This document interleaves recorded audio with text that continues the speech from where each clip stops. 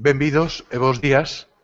En primeiro lugar, ten a palabra a profesora doña Elena Vázquez Cendón, coordinadora da xornada.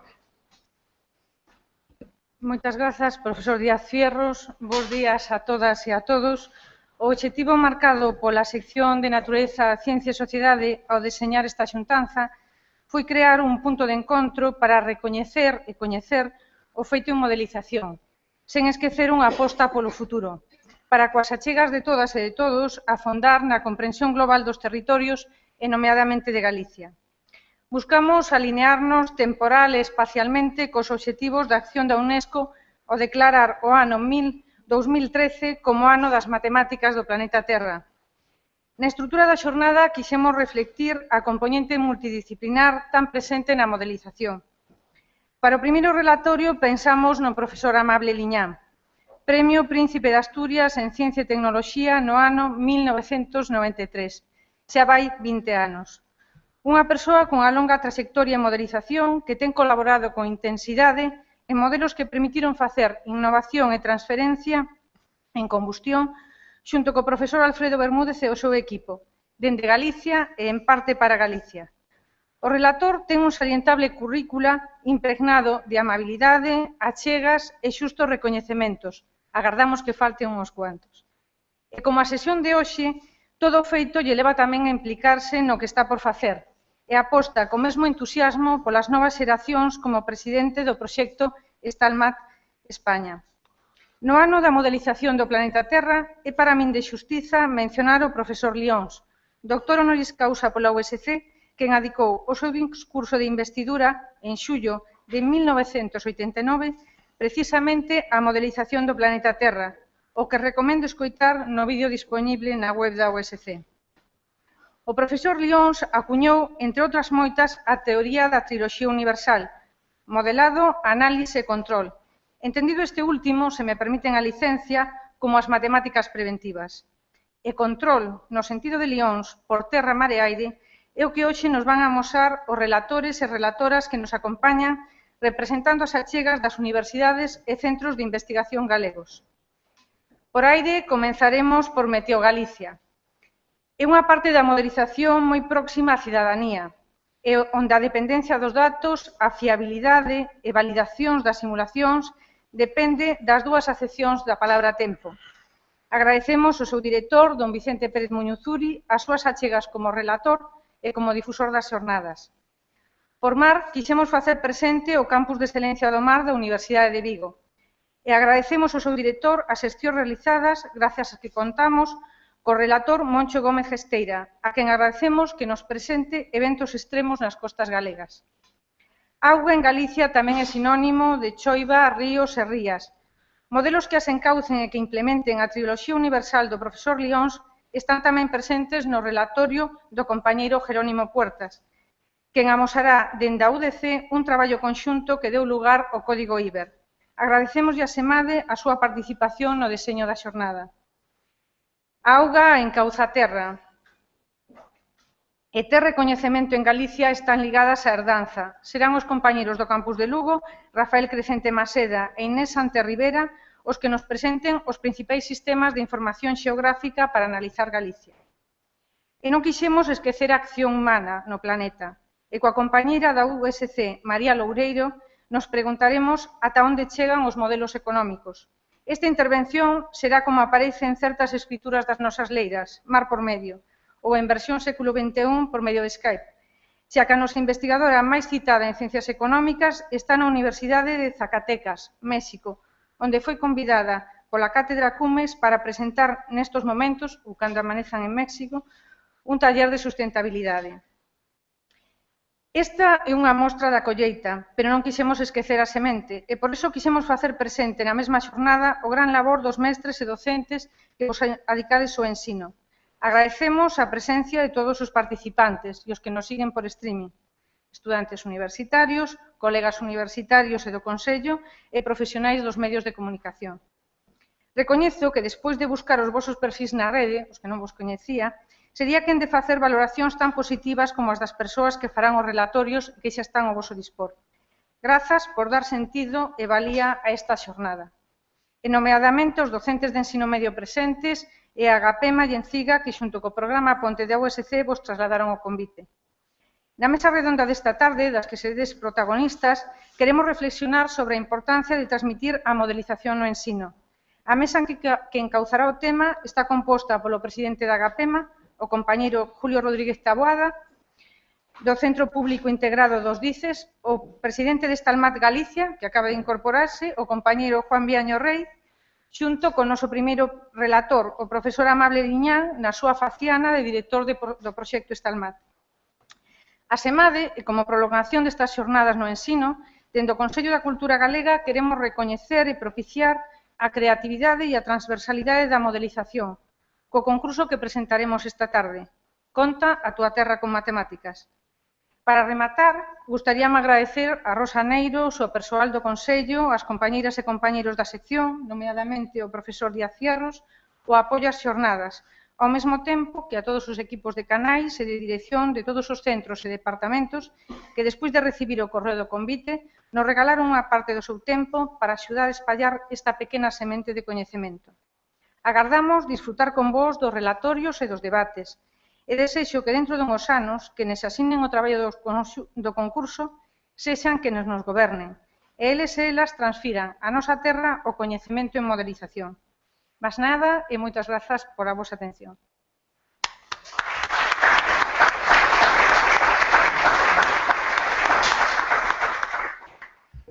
En nome do presidente do Consello da Cultura Galega, que non nos pode acompañar por obrigas profesionais, querolles dar a benvida e simplemente decir dúas verbas para enmarcar esta xornada no labor que está a facer o Consello da Cultura Galega. Por lo tanto, o primeiro que teríamos que decir é que ciencia, técnica e cultura. Para un auditorio como este, un auditorio fundamentalmente de científicos, isto non necesita máis razonamento. Todos o admitimos, non? Que a ciencia forma parte da cultura universal e, polo tanto, é algo que cae de seu nunha institución como esta. Quizáis o que sí habería que matizar algo máis é que non toda a ciencia que se fai é cultura científica. Pero isto sí que imos a facer aquí é cultura científica. Entón, ese matiz, esa diferencia entre ciencia ou I+D, si queredes, e cultura científica é o que me interesa destacar. Por que esta xornada pódese interpretar como cultura científica, ademais tamén de unha exposición, de unhas investigacións en I+D que lle dan soporte. Por que? Porque realmente do que estamos a falar, do que pretendemos sacar un pouco en conclusión, é que a modelización, ese é o subtítulo desta xornada, é unha nova ollada sobre a Terra. E por que unha nova ollada? Pois, en primeiro lugar, porque dá unha visión, ou pretendemos que nos dá unha visión unitaria, holística, de algo tremendamente complexo e heteroxéneo como son todos os procesos naturais. Ese bello sono da humanidade, da unidade conceptual, de poder entender todo dunha primeira ollada, parece que a modelización se está achegando a nós. Por lo tanto, esa sería como a primeira cuestión importante a ter en conta. Eu hai pouco tive nas mans un traballo sobre a obra de Rafael Dieste, sobre a obra geométrica de Rafael Dieste. O traballo estaba feito por un matemático, chegaba á conclusión que a obra de Dieste era correcta, pero que, desde o punto de vista da xeometría, pero que non achegaba, en principio, grandes novidades no seu tempo. Pero que, sin embargo, o que sí era importante era a filosofía que trascendía. A nova ollada, era exactamente a palabra que decía, a nova ollada sobre a realidade que transmitía a obra de Dieste. E que nese sentido, esa nova ollada sobre a realidade estaba empatando cas culturas máis adiantadas do seu tempo. Pois ben, esa nova ollada da realidade da obra de Dieste é un aspecto cultural, é un aspecto de cultura científica. Pois esa nova ollada, evidentemente, é a que nos pretendemos tirar da modelización. Evidentemente, e tamén entraría dentro desta mesma idea, a modelización pode xenerar problemas en relación coa percepción da realidade. Moitas veces sabemos que forzamos os datos para que entren nos nosos modelos e, polo tanto, estamos deformando de alguma maneira esa realidade. Tamén é unha nova ollada, un aspecto negativo desta nova ollada, pero que tamén hai que ter en conta. En calquera caso, e con isto xa remato. Estamos diante dunha perspectiva de cultura científica, que é o que pretendemos que, ao final, sacar como última conclusión. Ese pouso que nos pode quedar despois a ás 7 ou 8 da tarde, cando rematemos a xornada, despois de escuitar os diferentes relatores, de alguma maneira pretende que esa nova ollada sobre o planeta Terra que nos pode dar a modelización quede un pouco como na nosa conciencia. Esa é a razón, polo tanto, polo que o Consello da Cultura Galega, unha institución que pretende, de alguna forma, promover, informar, xuxerir novos horizontes para a cultura galega, acolla a estas xornadas. E, sin máis que decirlles, doulles a benvida e dou por inaugurada estas xornadas. Moitas grazas.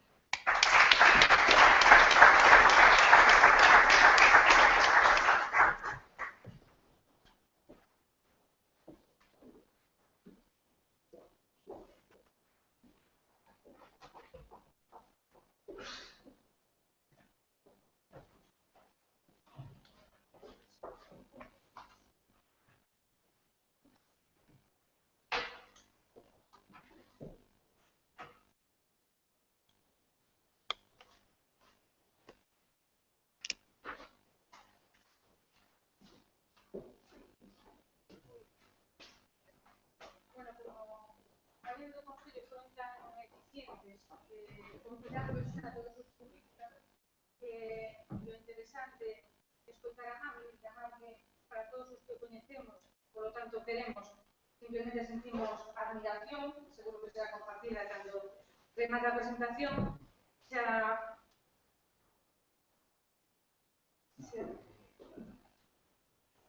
isto é para sentar. No. Xa sabedes o que vai aparecer, amables, gracias por venir y gracias por aceptar una vez más una invitación en Galicia. Muchísimas gracias. Un momento, sí. No, esto voy haciendo al revés. Ya está.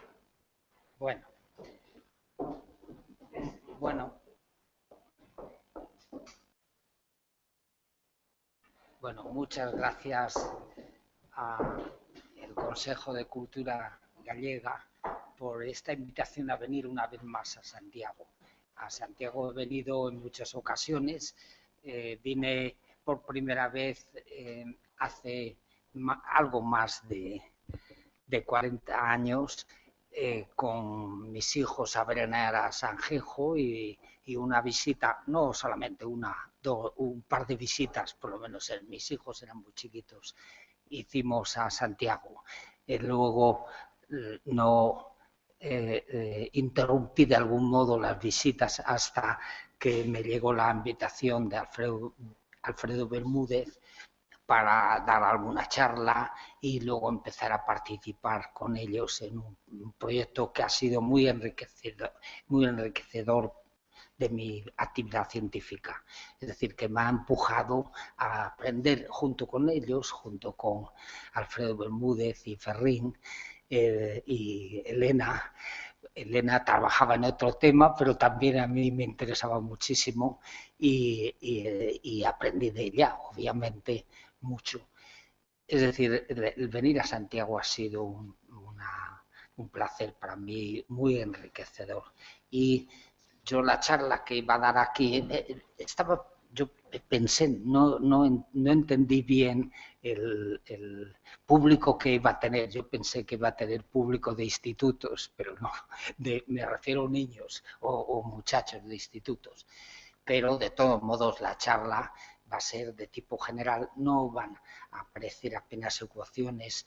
Ahora yo las reemplazaré por lo que se hace muchas veces cuando no se tienen las ecuaciones, que es mover los brazos de un lado para otro. Bueno, el tema es efectivamente la combustión y su influencia en el cambio climático.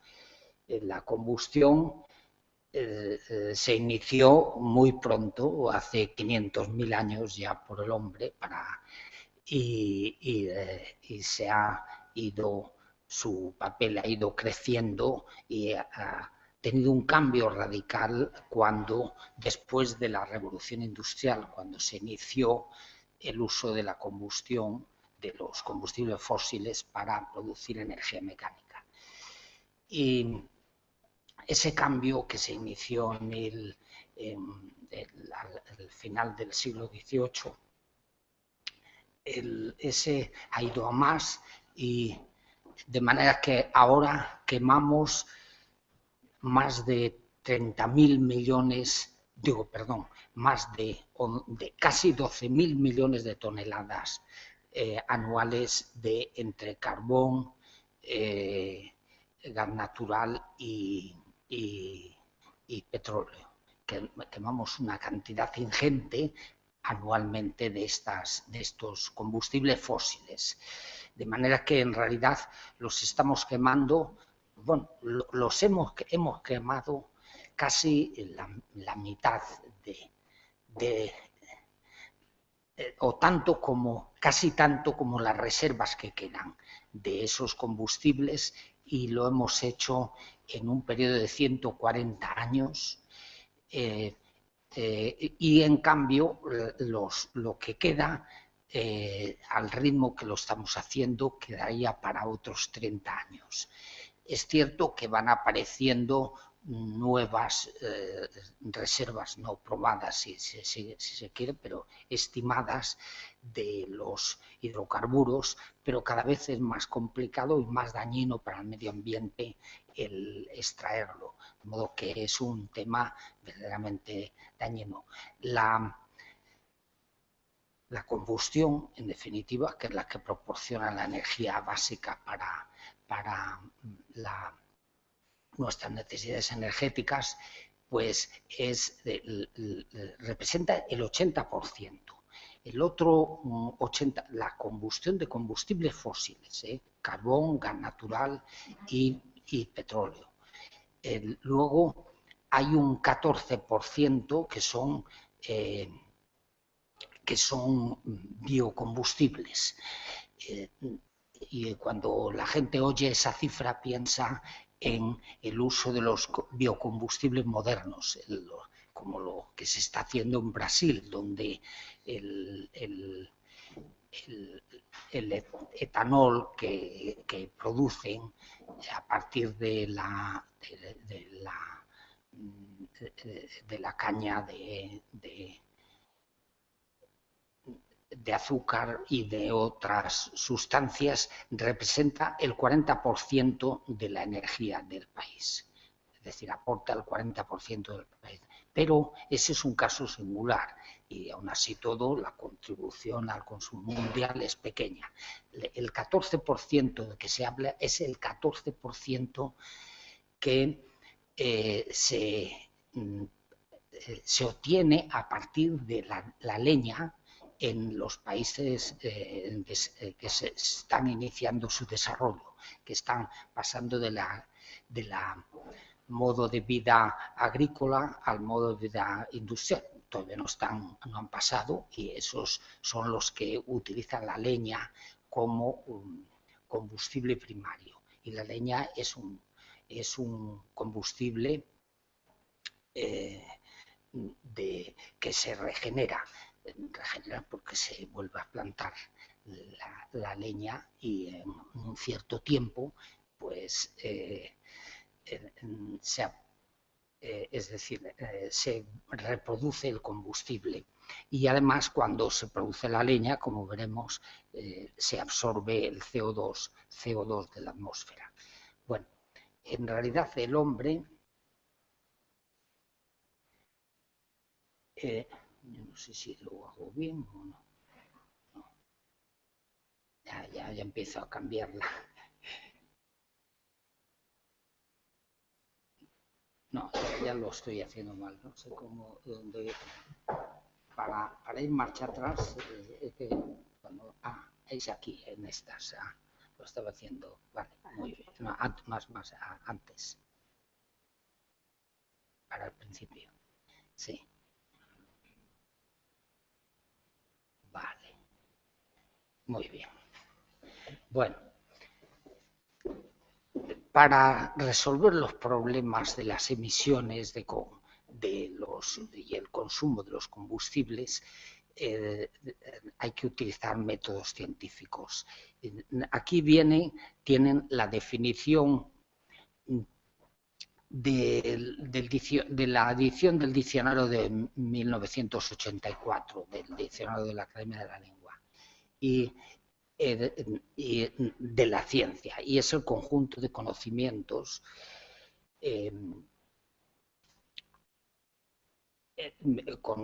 conocimientos de la humanidad acerca del mundo físico y del mundo espiritual y su aplicación a las actividades humanas para el mejoramiento de la vida. Hay una edición posterior del diccionario del 2001 en la que la definición de la ciencia se convierte en algo más científico, como pueden ver aquí, leer ahí. Y en realidad tiene que ver con el descubrimiento de las leyes que rigen los fenómenos de la naturaleza y cómo se pueden aprovechar para el mejoramiento de la vida. Y la ingeniería, pues, es el conjunto de conocimientos que permiten aplicar a estas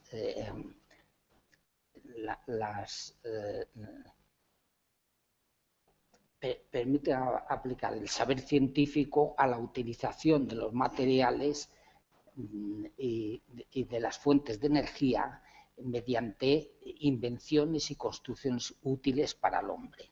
En realidad, el que les habla es un ingeniero de formación y en este sentido, pues mi relación con los conocimientos científicos ha sido de buscarlos en la literatura, y cuando los conocimientos correspondientes no eran de la utilidad apropiada, pues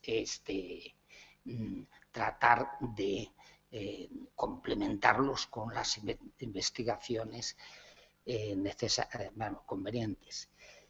En realidad, cuando se define la actividad de la ingeniería, pues aparece la energía y el trabajo.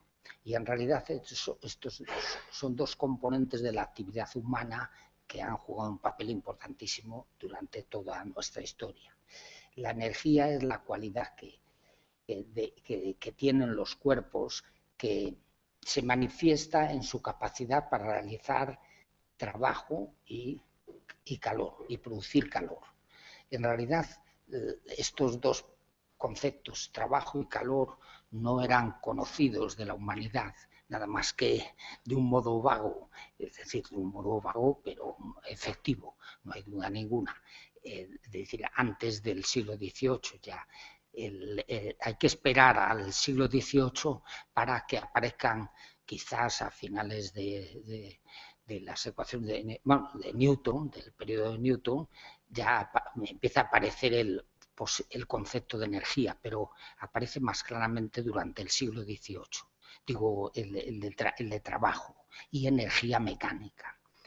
El concepto de calor era muy difuso. Es decir, uno lo notaba por sus efectos, sentía calor al sol y frío cuando nevaba.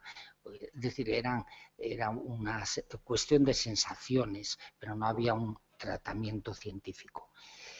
El trabajo, que esto se entendió pronto lo que era, es la energía que un cuerpo suministra a otro cuando éste se desplaza respecto al observador.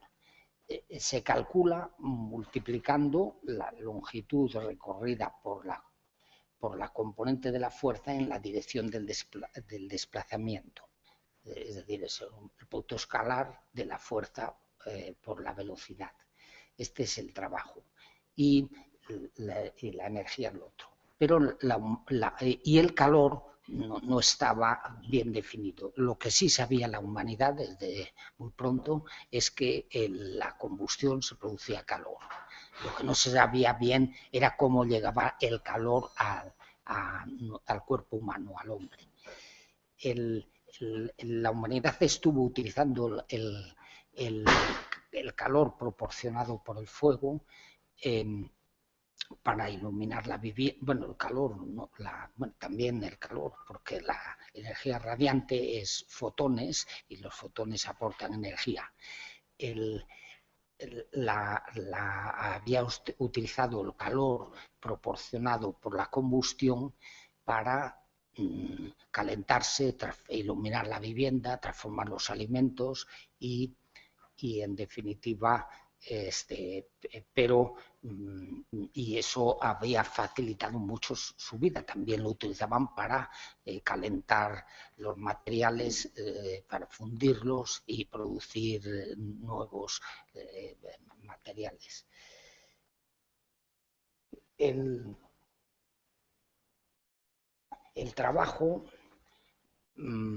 está aquí ilustrado por el efecto de cómo interviene la combustión, si se quiere, en el movimiento de los aviones. El avión es un vehículo más pesado que el aire y para su sustentación, para compensar la atracción gravitatoria, necesita las fuerzas aerodinámicas. Este es el avión, el avión de caza europeo, el EFA. Y este avión se está moviendo respecto al aire a una velocidad moderadamente alta, a lo mejor 300 kilómetros por hora, porque es poca altura a la que está. Y se mueve con el ala, los planos alares, si se quiere, no es un plano exactamente, formando un ángulo de ataque con respecto a la dirección de desplazamiento, la dirección D, si se quiere. Y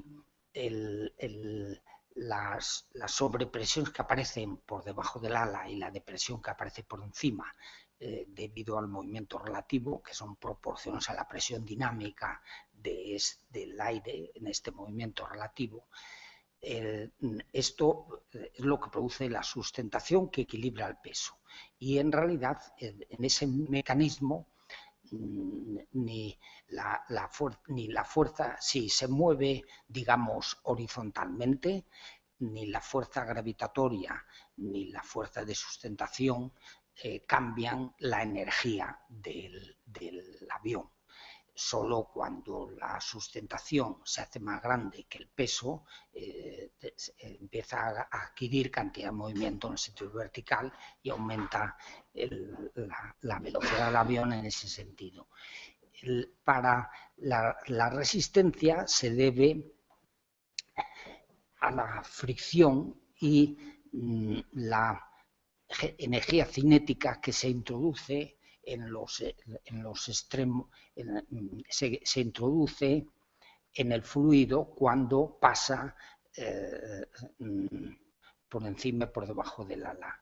Es decir, por encima del ala hay una depresión y respecto a la presión ambiente atmosférica, y por debajo del ala hay una sobrepresión, y eso implica que las partículas de aire, cuando se mueven por encima del ala, están sometidos a un gradiente de presión, una fuerza de presión hacia el fuselaje, y adquieren una velocidad en la dirección del fuselaje. Las que van por debajo del ala tienen la presión, donde la presión es mayor que la presión ambiente, están sometidos a un gradiente en la dirección de la envergadura del extremo del ala, un gradiente de presiones que acelera, que comunica una cantidad de movimiento, una velocidad en la que las partículas de aire se alejan del fuselaje hacia las puntas. Esa corriente que sale por encima del ala sale con una componente de la velocidad hacia el avión, hacia el fuselaje, y la por debajo en la dirección de las puntas del ala. Y esto representa que la capa que separa la corriente que va por encima del ala, la que va por debajo, es una capa de torbellinos. Y esos torbellinos tienen un movimiento que producen un movimiento en el aire que circulatorio y que echa en la zona detrás del fuselaje echa el aire hacia abajo y en cambio por las puntas sube. Y ese movimiento circulatorio tiene una energía y esa energía es parte de la resistencia que hay que compensar. Luego hay una resistencia de fricción y esa es lo que hay que compensar con la resistencia. D'Alembert hizo un intento de explicar las fuerzas del aire sobre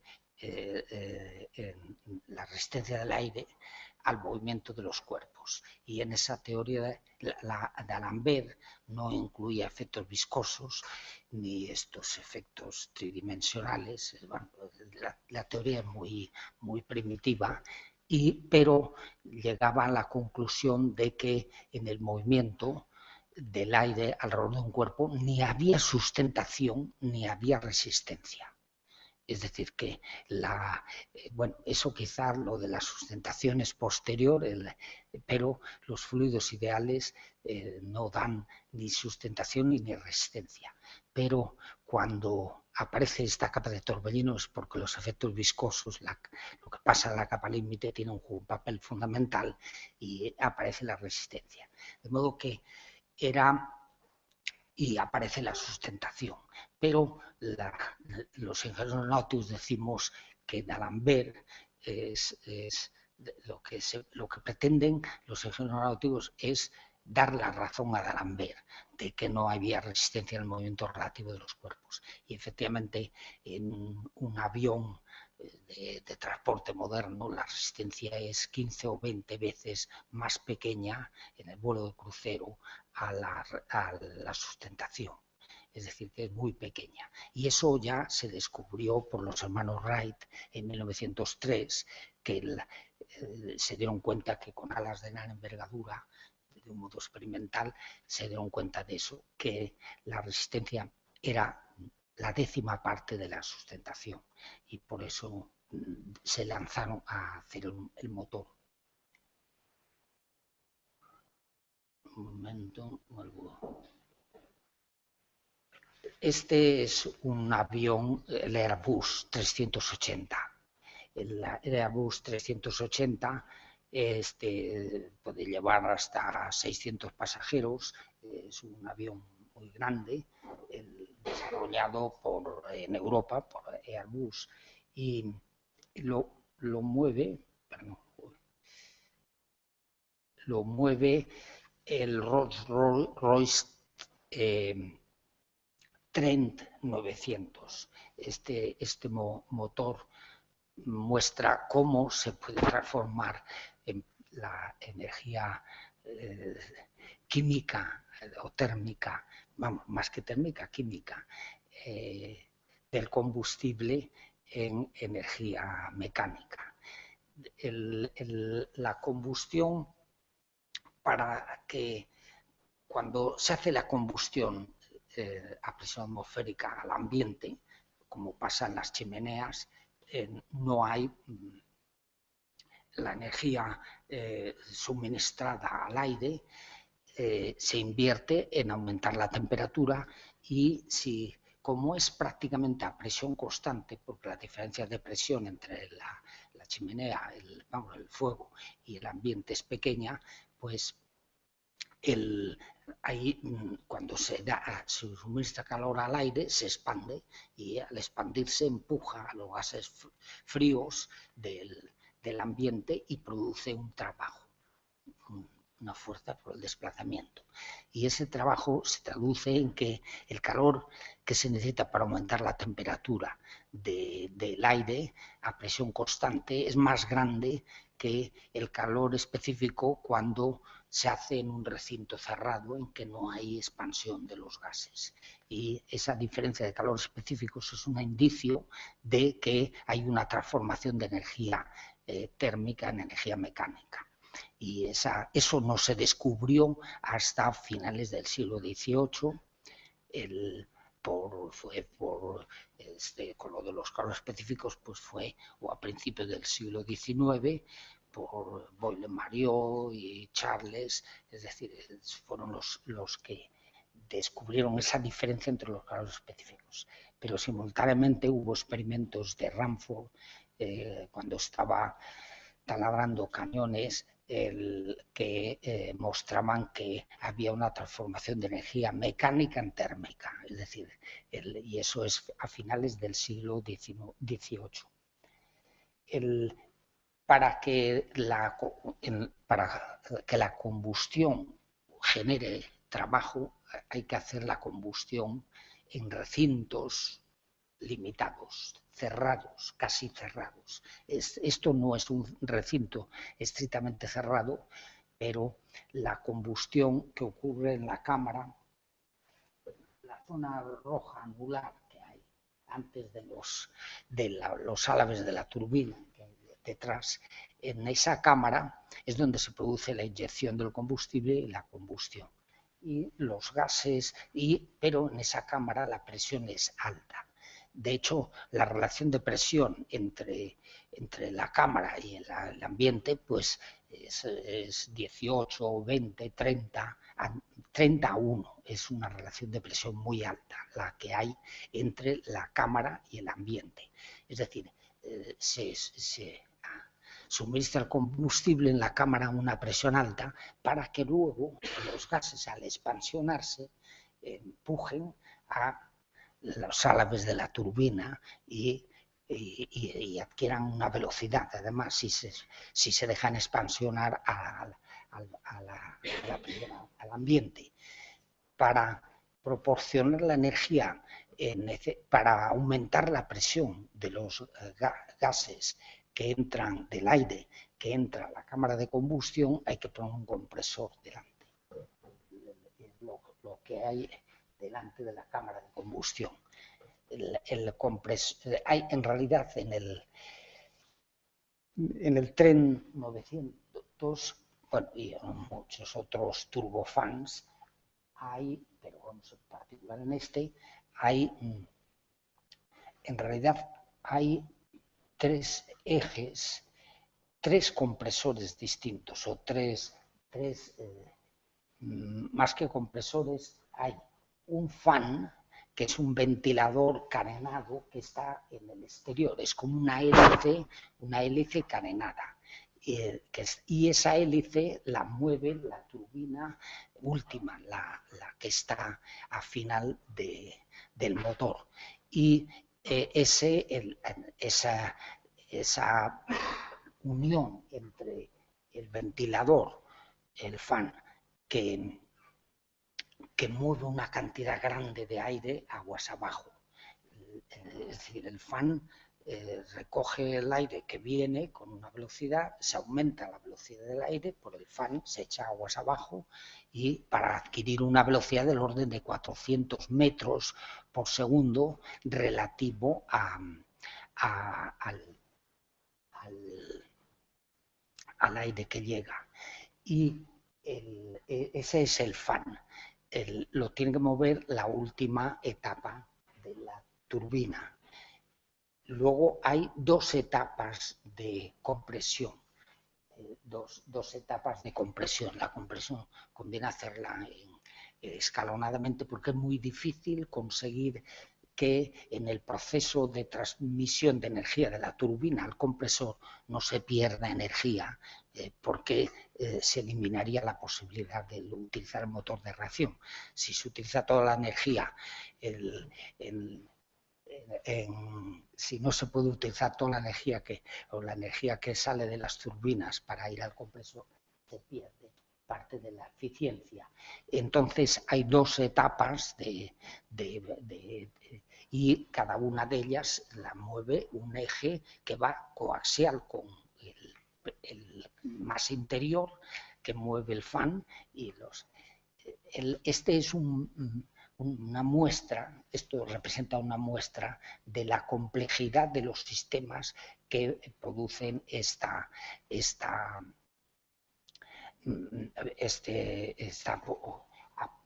la transformación de la energía térmica en mecánica. Y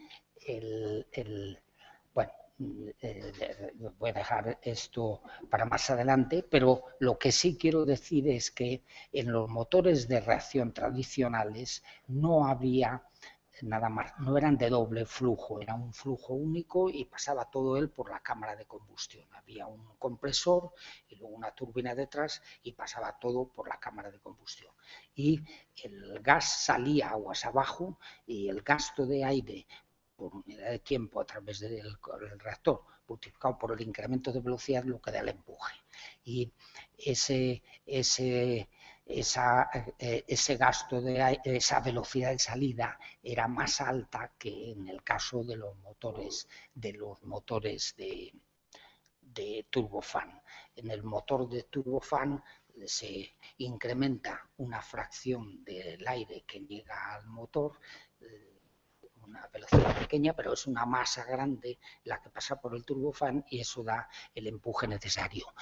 En los 1950 y tantos, Lighthill, que luego fue profesor, él tuvo la cátedra de Newton en Cambridge, hizo una teoría del ruido aerodinámico y mostró que el ruido aerodinámico crecía de un chorro, crecía con la octava potencia de la velocidad del chorro.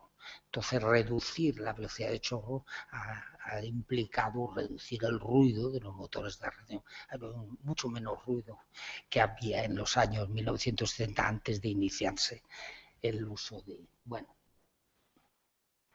este es otro caso, es el lanzador, el Shuttle, y el Shuttle tiene dos motores de combustible sólido laterales que dan un empuje de 1000 toneladas cada uno, y luego está el Shuttle mismo, la lanzadera espacial, que va montada sobre esos. En realidad, el cilindro interior es el depósito de queroseno, no, perdón, en el Shuttle se utiliza, en la lanzadera se utiliza hidrógeno líquido y oxígeno. En cambio, los motores laterales son de permanato,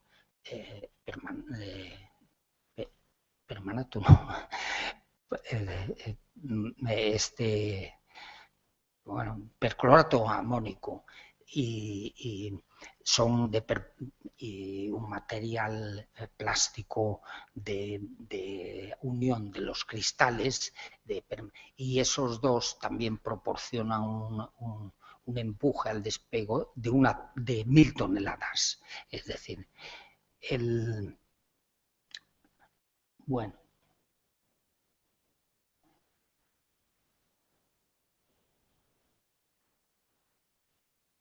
Esta es una transparencia en la que expongo la energía utilizada en 2007. Esto va cambiando todos los años. En 2007 se quemaban ya casi 3.200 millones de toneladas equivalentes de petróleo. Se llamaba carbón en una cantidad que aquí está escrita en toneladas equivalentes de petróleo. Es decir, como el carbón tiene una capacidad calorífica más baja que el petróleo, pues la cantidad de carbón que se estaba quemando es bastante más grande.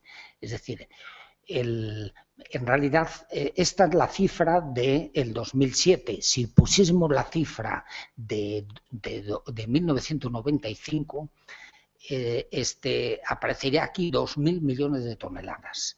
Eso ha subido fundamentalmente por China. En China se monta una central térmica de combustión de carbón pulverizado 6 a la semana.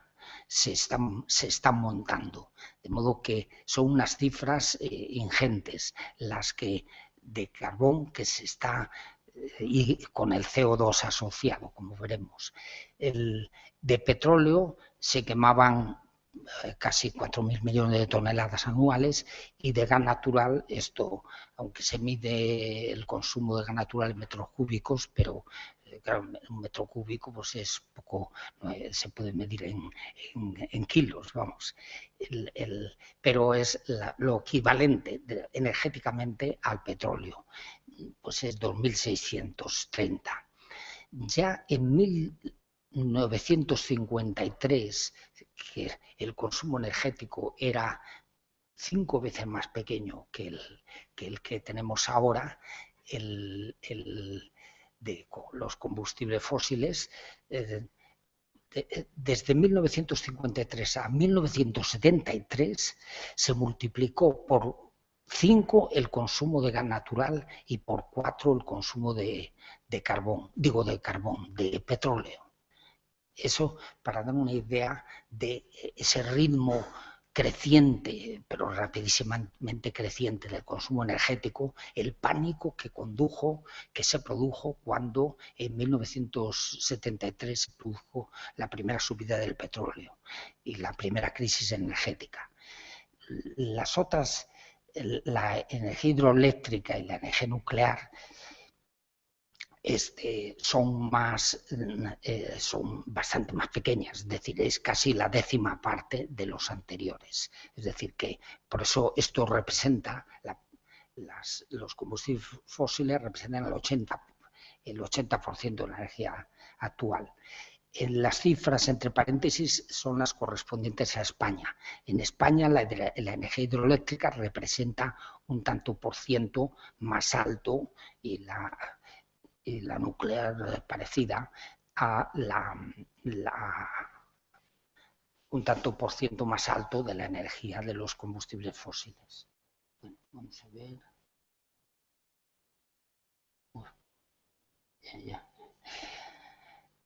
Bueno, estas son las reservas del petróleo. Bueno, esta cifra debe ser del 2005. Es decir, se mide aquí en giga. Son en miles de millones de toneladas equivalentes de petróleo. Y las de petróleo son 140.000 millones, pero se están consumiendo al ritmo de 4.000 millones de toneladas anuales. De modo que si dividen, obtienen la cifra correspondiente. Hay reservas de gas natural que van creciendo, pero de un modo que da miedo, porque para sacar el gas natural que está a gran profundidad entre arenas y entre pizarras, hay que producir cracking, hay que inyectar agua a presión. Esa agua es agua que está mezclada con todo tipo de contaminantes cuando llega a desplazar el gas natural, y luego rezuma a los acuíferos y produce problemas de todo tipo. Las arenas bituminosas también pueden contribuir como decía antes, el hombre conoció un modo bueno, debo decir antes de nada que los combustibles fósiles tardaron en producirse 300 millones de años. Y hemos consumido una cantidad comparable a las reservas ya desde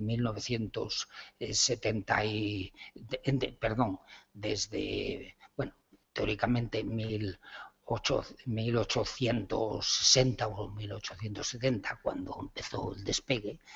Hemos consumido ya otro tanto como las reservas que quedan. Eso en 140 años. Y lo que queda se va a consumir en poquísimo tiempo. El petróleo se utiliza para producir plásticos, de modo que es un tema verdaderamente tremendo el que nos tenemos que enfrentar. Bueno, perdón. Uy, no. Como decía, el hombre conocido, pues quemaba madera, y la madera se reproduce en un ciclo que puede ser 40 o 30 o 50, depende del tipo de madera, 50 años. como veremos después,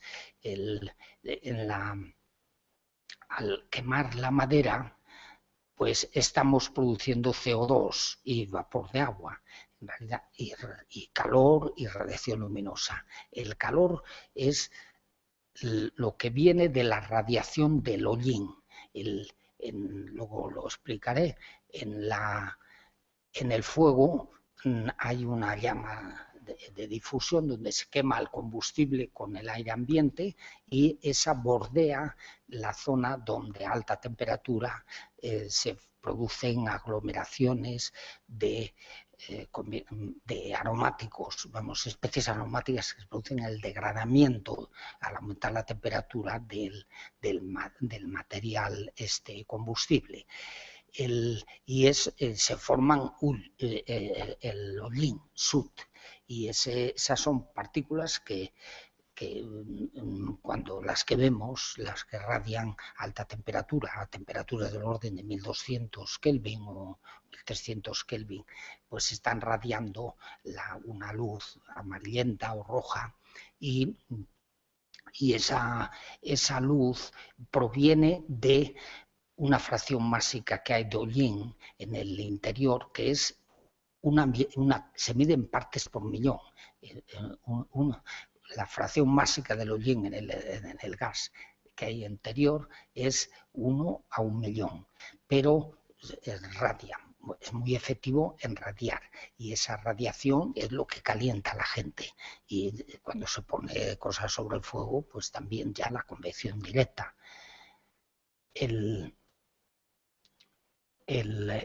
Este es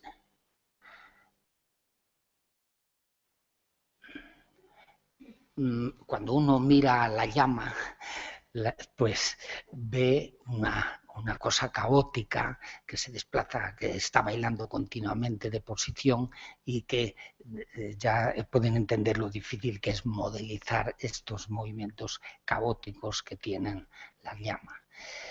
En realidad también es cierto que es un aliciente para intentar entender lo que hay detrás de ello. Es decir, como decía Einstein, la más bella experiencia que podemos tener es lo misterioso. Dice, esta emoción fundamental está en la cuna del verdadero arte y de la verdadera ciencia. Decía Borges que en un cuento maravilloso que se llama Funes el Memorioso, que el pensar es olvidar de las diferencias, es abstraer, es generalizar. Y lo que hay que hacer es extraer lo fundamental de ese fenómeno complejo que estamos viendo. El mecanismo es el uso de las matemáticas. La naturaleza es el gran libro que permanece constantemente abierto ante nuestros ojos y que está escrito en lenguaje matemático. Y esta es una cita de Miguel de Guzmán, el fundador del proyecto Stalmat, que dice: las matemáticas tienen como objetivo no solo la creación de estructuras mentales bellas ante los ojos del alma, sino también son instrumentos de exploración y observación del universo. Esto es un reflejo de la idea de Galileo. Bueno, del fuego la humanidad pronto adquirió una idea. Es la observación y la expresaba en el lenguaje cotidiano. Bueno, la palabra combustión en realidad aparece bien definida solo en la época por Lavoisier, pero es combustión que se manifiesta con desprendimiento de luz, calor intenso y frecuentemente llama. Esta es la definición que viene en el diccionario, que suele ser muy ilustrativo. Es decir, que yo siempre les animo a los estudiantes de Stalmat, por ejemplo, a que utilicen el diccionario, como hacen sus profesores. La llama es masa gaseosa en combustión que se eleva de los cuerpos que arden y despide sobre la N luz de vario color. y la combustión, ya la definición moderna que proviene de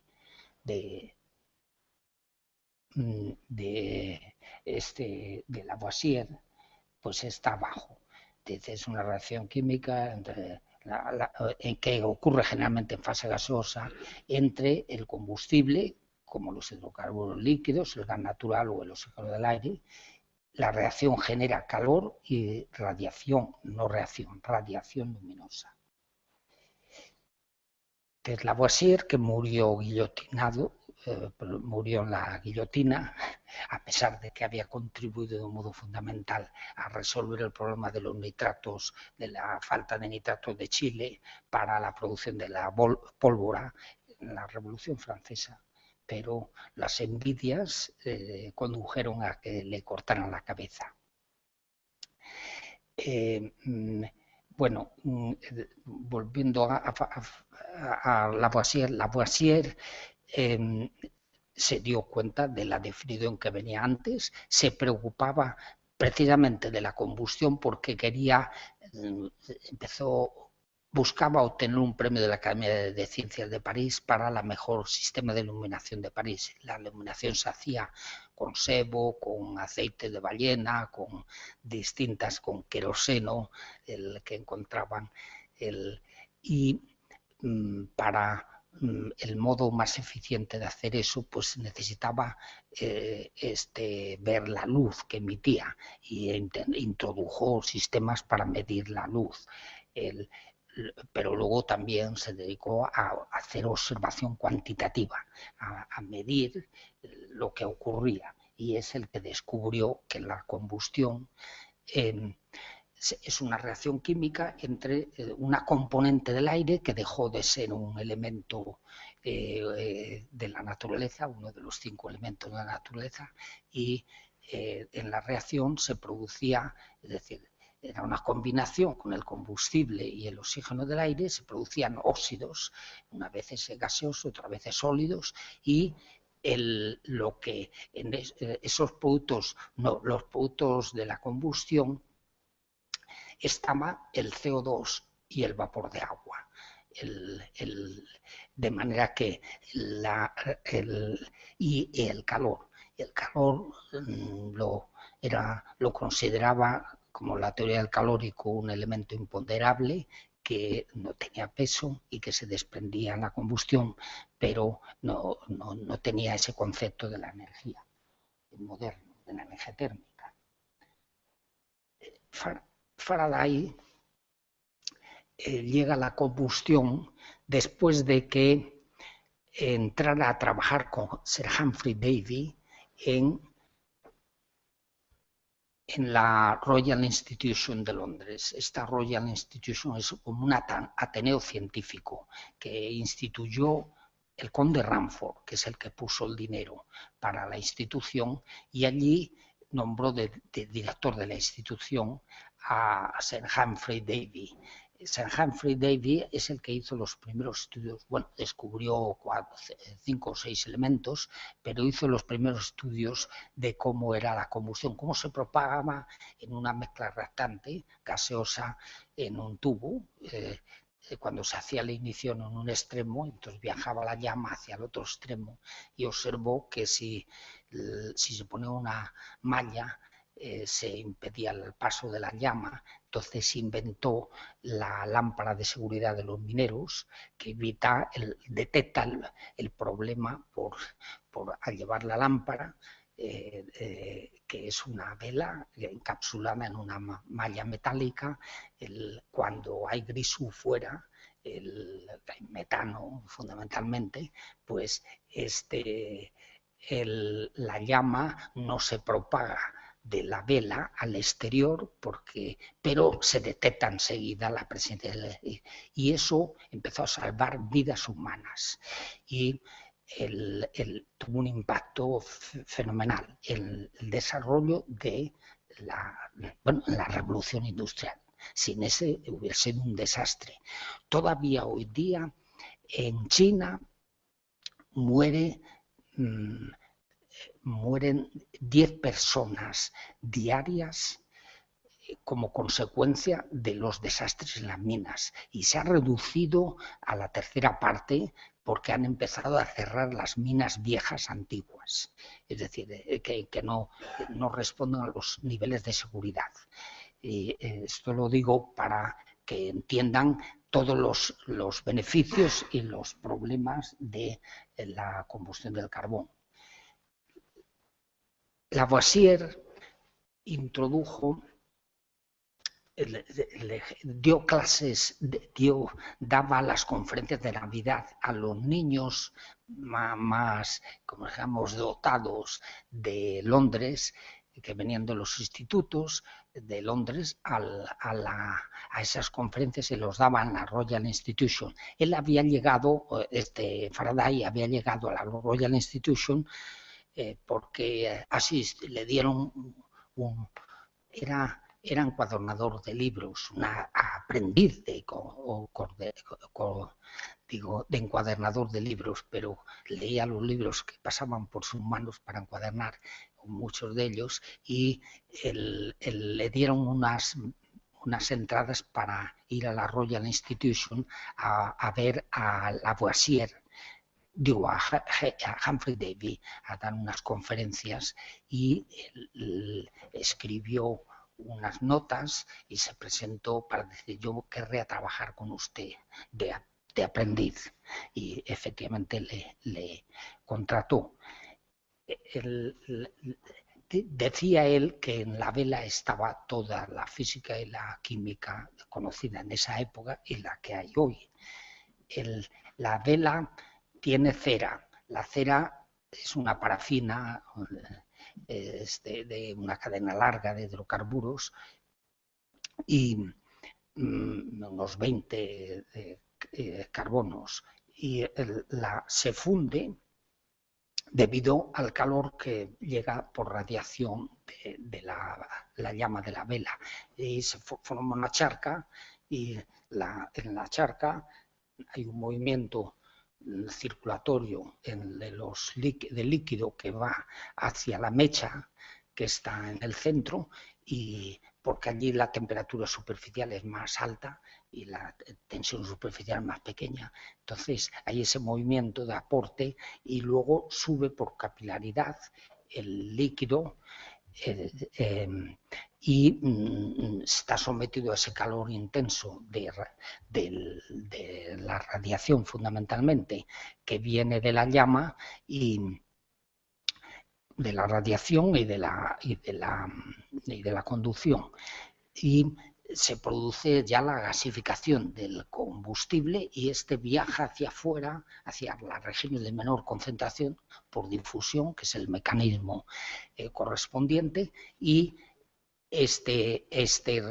recibe y se encuentra con el oxígeno que está fuera, y el oxígeno llega también, hay un sumidero de oxígeno hacia la vela y se produce el consumo del combustible en una capa muy delgada. ¿Por qué es esto así? En la llama se generan temperaturas del orden de 2000 Kelvin. Entonces, en la llama se generan temperaturas del orden de 2000 Kelvin. Y los gases tienen una densidad por la quinta parte de la densidad o la sexta parte de la densidad de los gases ambientes. La presión que hay en el entorno de la vela está determinada por compensar las diferencias de presión que hay, están determinadas para compensar el peso del aire, y ese peso es mucho más grande que ese peso del gas que hay aquí fuera. Como la densidad es alta, es más grande que la que hay aquí, y como consecuencia la presión que se imprime de algún modo a la masa de los gases quemados tiene un gradiente de presión incompensado por la fuerza gravitatoria y produce ese ascenso de los gases hacia arriba. La velocidad de ascenso es como la velocidad de caída de un móvil en la longitud característica esta que hay ahí. Son, digamos, 5 centímetros. Pues la raíz cuadrada de raíz de GH, la raíz de 1000 centímetros partido por segundo cuadrado, que es la G, y la H, 5 centímetros, eso da una velocidad de los gases quemados de 70 centímetros por segundo. 70 centímetros por segundo. El tiempo que tarda una partícula en recorrer esa distancia son 5 centímetros dividido por 70 es un poco menos de una décima de segundo.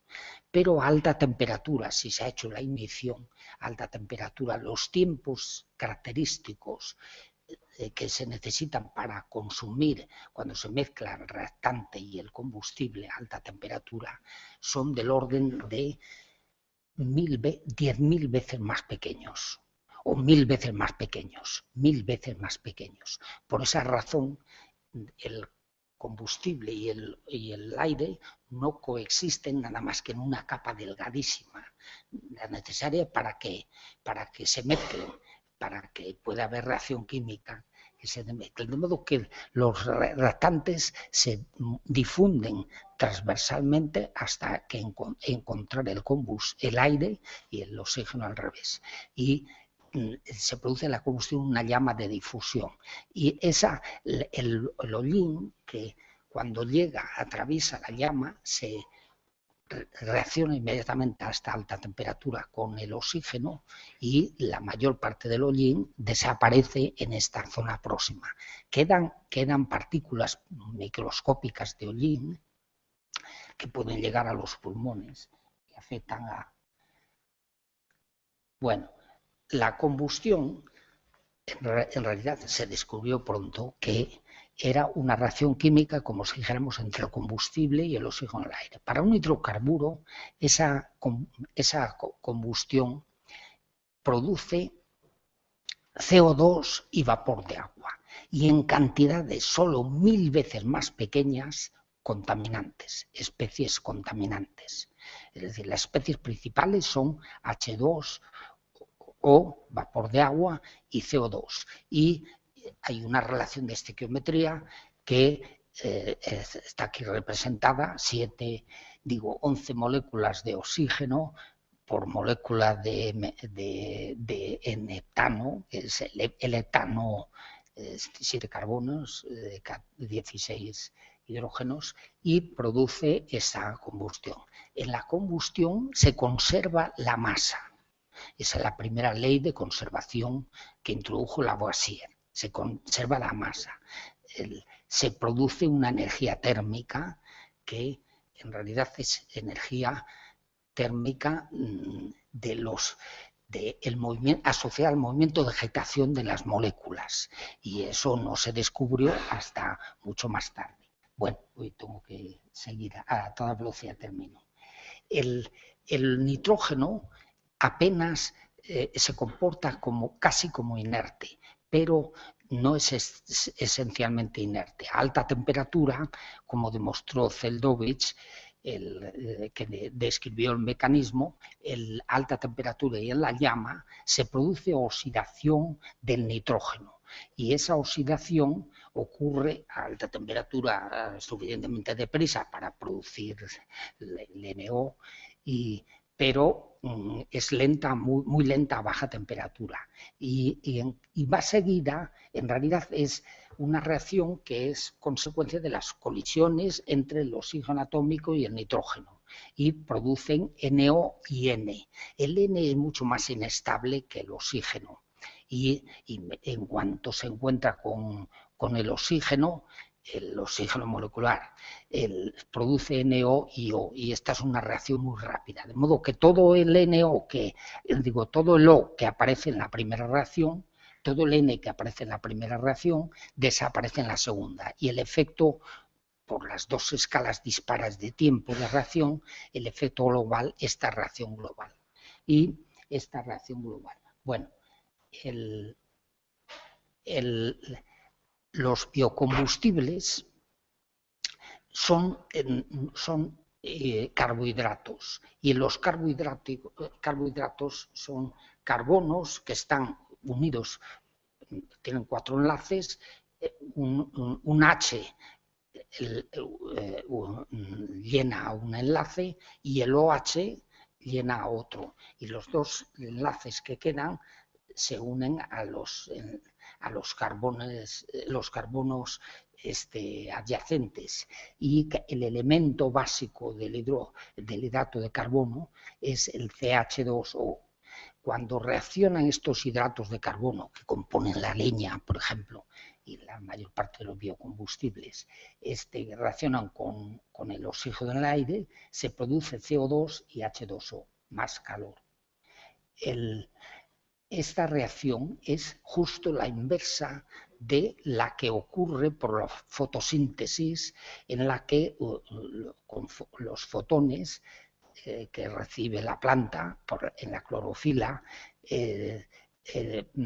facilitan la unión del CO2 que toma la planta de la atmósfera y del H2O que viene por las raíces con la savia, y ahí se produce el hidrato de carbono y oxígeno, de modo que la planta aspira CO2 y respira oxígeno, de modo que es justo la inversa. Por eso la humanidad, cuando utilizaba la leña, estaba haciendo las dos reacciones simultáneamente.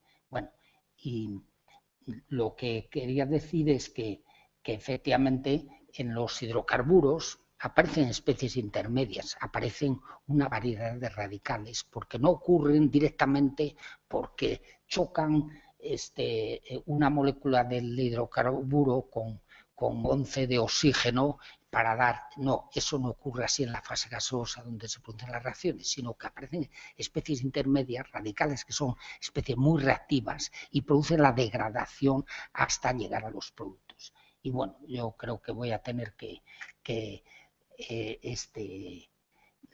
es una foto de alguien que para nosotros es una persona absolutamente imprescindible en la teoría de la combustión, que es Zeldovich. Esta foto es de 1946. Zeldovich empezó a trabajar en combustión para fijar el nitrógeno atmosférico, y entonces descubrió esas reacciones de oxidación del nitrógeno, y entendió que había reacciones de ramificación en cadena y de propagación de la cadena en las reacciones de combustión, como había descubierto el Semenov, que recibió el premio Nobel precisamente por descubrir ese mecanismo de reacción del hidrógeno con el aire, con el oxígeno, y cuando en 1939 se descubrió la fisión del átomo, él empezó a participar en las posibilidades de desarrollo de la reacción en cadena de los neutrones y fue con Harrington, fueron los dos científicos, pero fundamentalmente él, del desarrollo de la bomba atómica rusa y de la bomba de hidrógeno con Sájarov después. Pero independientemente, siguió contribuyendo a la combustión las ideas muy fundamentales, y luego, a partir de 1960, se involucró en la astrofísica, estuvo ligado al descubrimiento de los agujeros negros, de la radiación de fondo del universo, y en muchos fenómenos astrofísicos. Y quizá, pues, voy a terminar. No quería, por si acaso me dejaba alguna...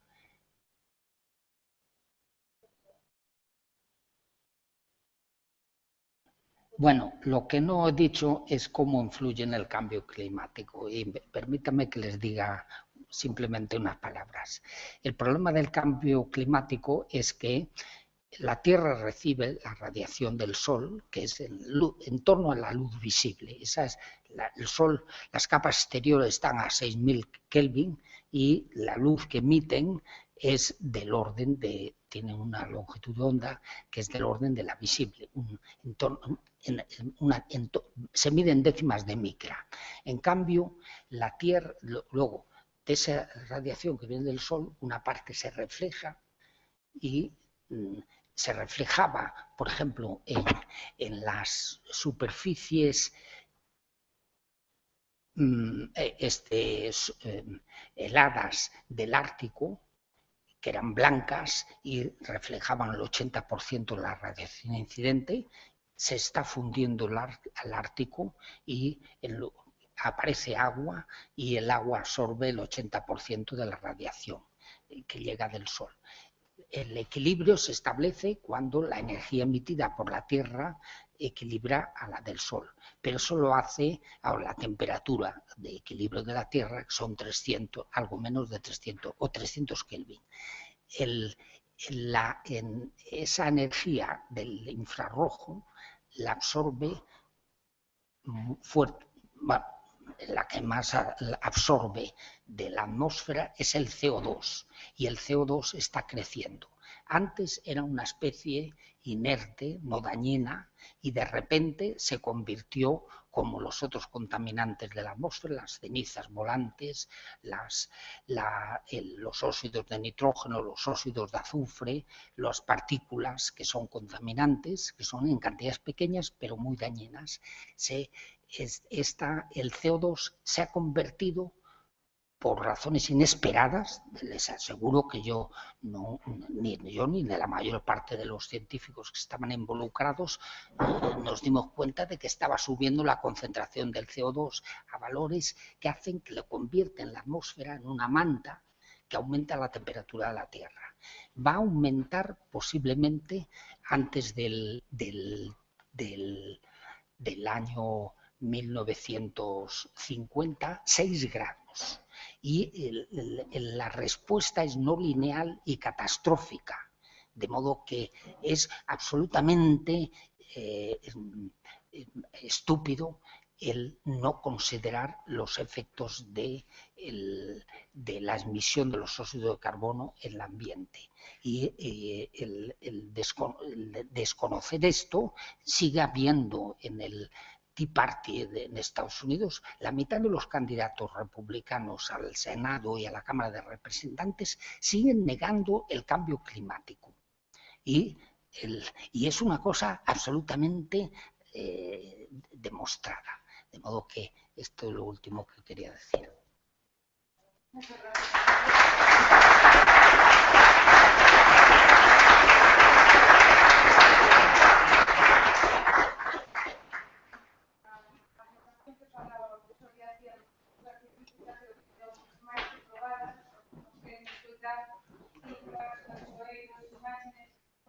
Non vos preocupades polo horario, porque o horario está feito non para nós, non para o horario, tenemos colchón ao final, así que descansaremos, pero non queríamos perder a oportunidade de iluminarnos e centrarnos co conhecimento do profesor Amalia Liñán, así que para preguntas tenemos espazos de interacción, que agradecería a Vicente Pérez Victoria que se achegue para facer a súa presentación e da que nos va a dar a profesora Amalia Liñán.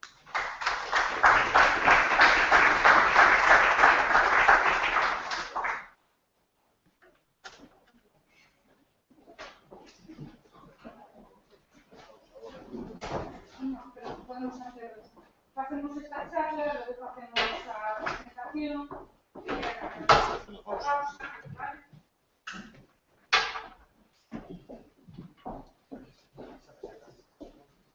Insistir para as persoas que vos puxedes incorporando a jornada, como os compañeros de consello xa vos facilitaron o currículo de todas as persoas que van en aquí, a misión de moderadora vai ser moi sinxela, porque podemos facer a súa súas achegas e probablemente tamén as presentacións aparecerán páxinas web. Entonces, simplemente, a mí me toca pues darle de novo as grazas, como xa fixen na presentación, a xente de Zurich, por brindarnos unha parte do seu tempo, por espallar a información das jornadas e por prepararnos a que será unha fantástica presentación.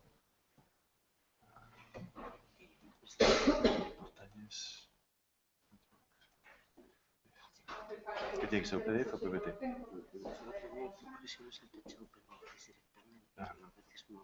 Vale, entonces dejamos aquí.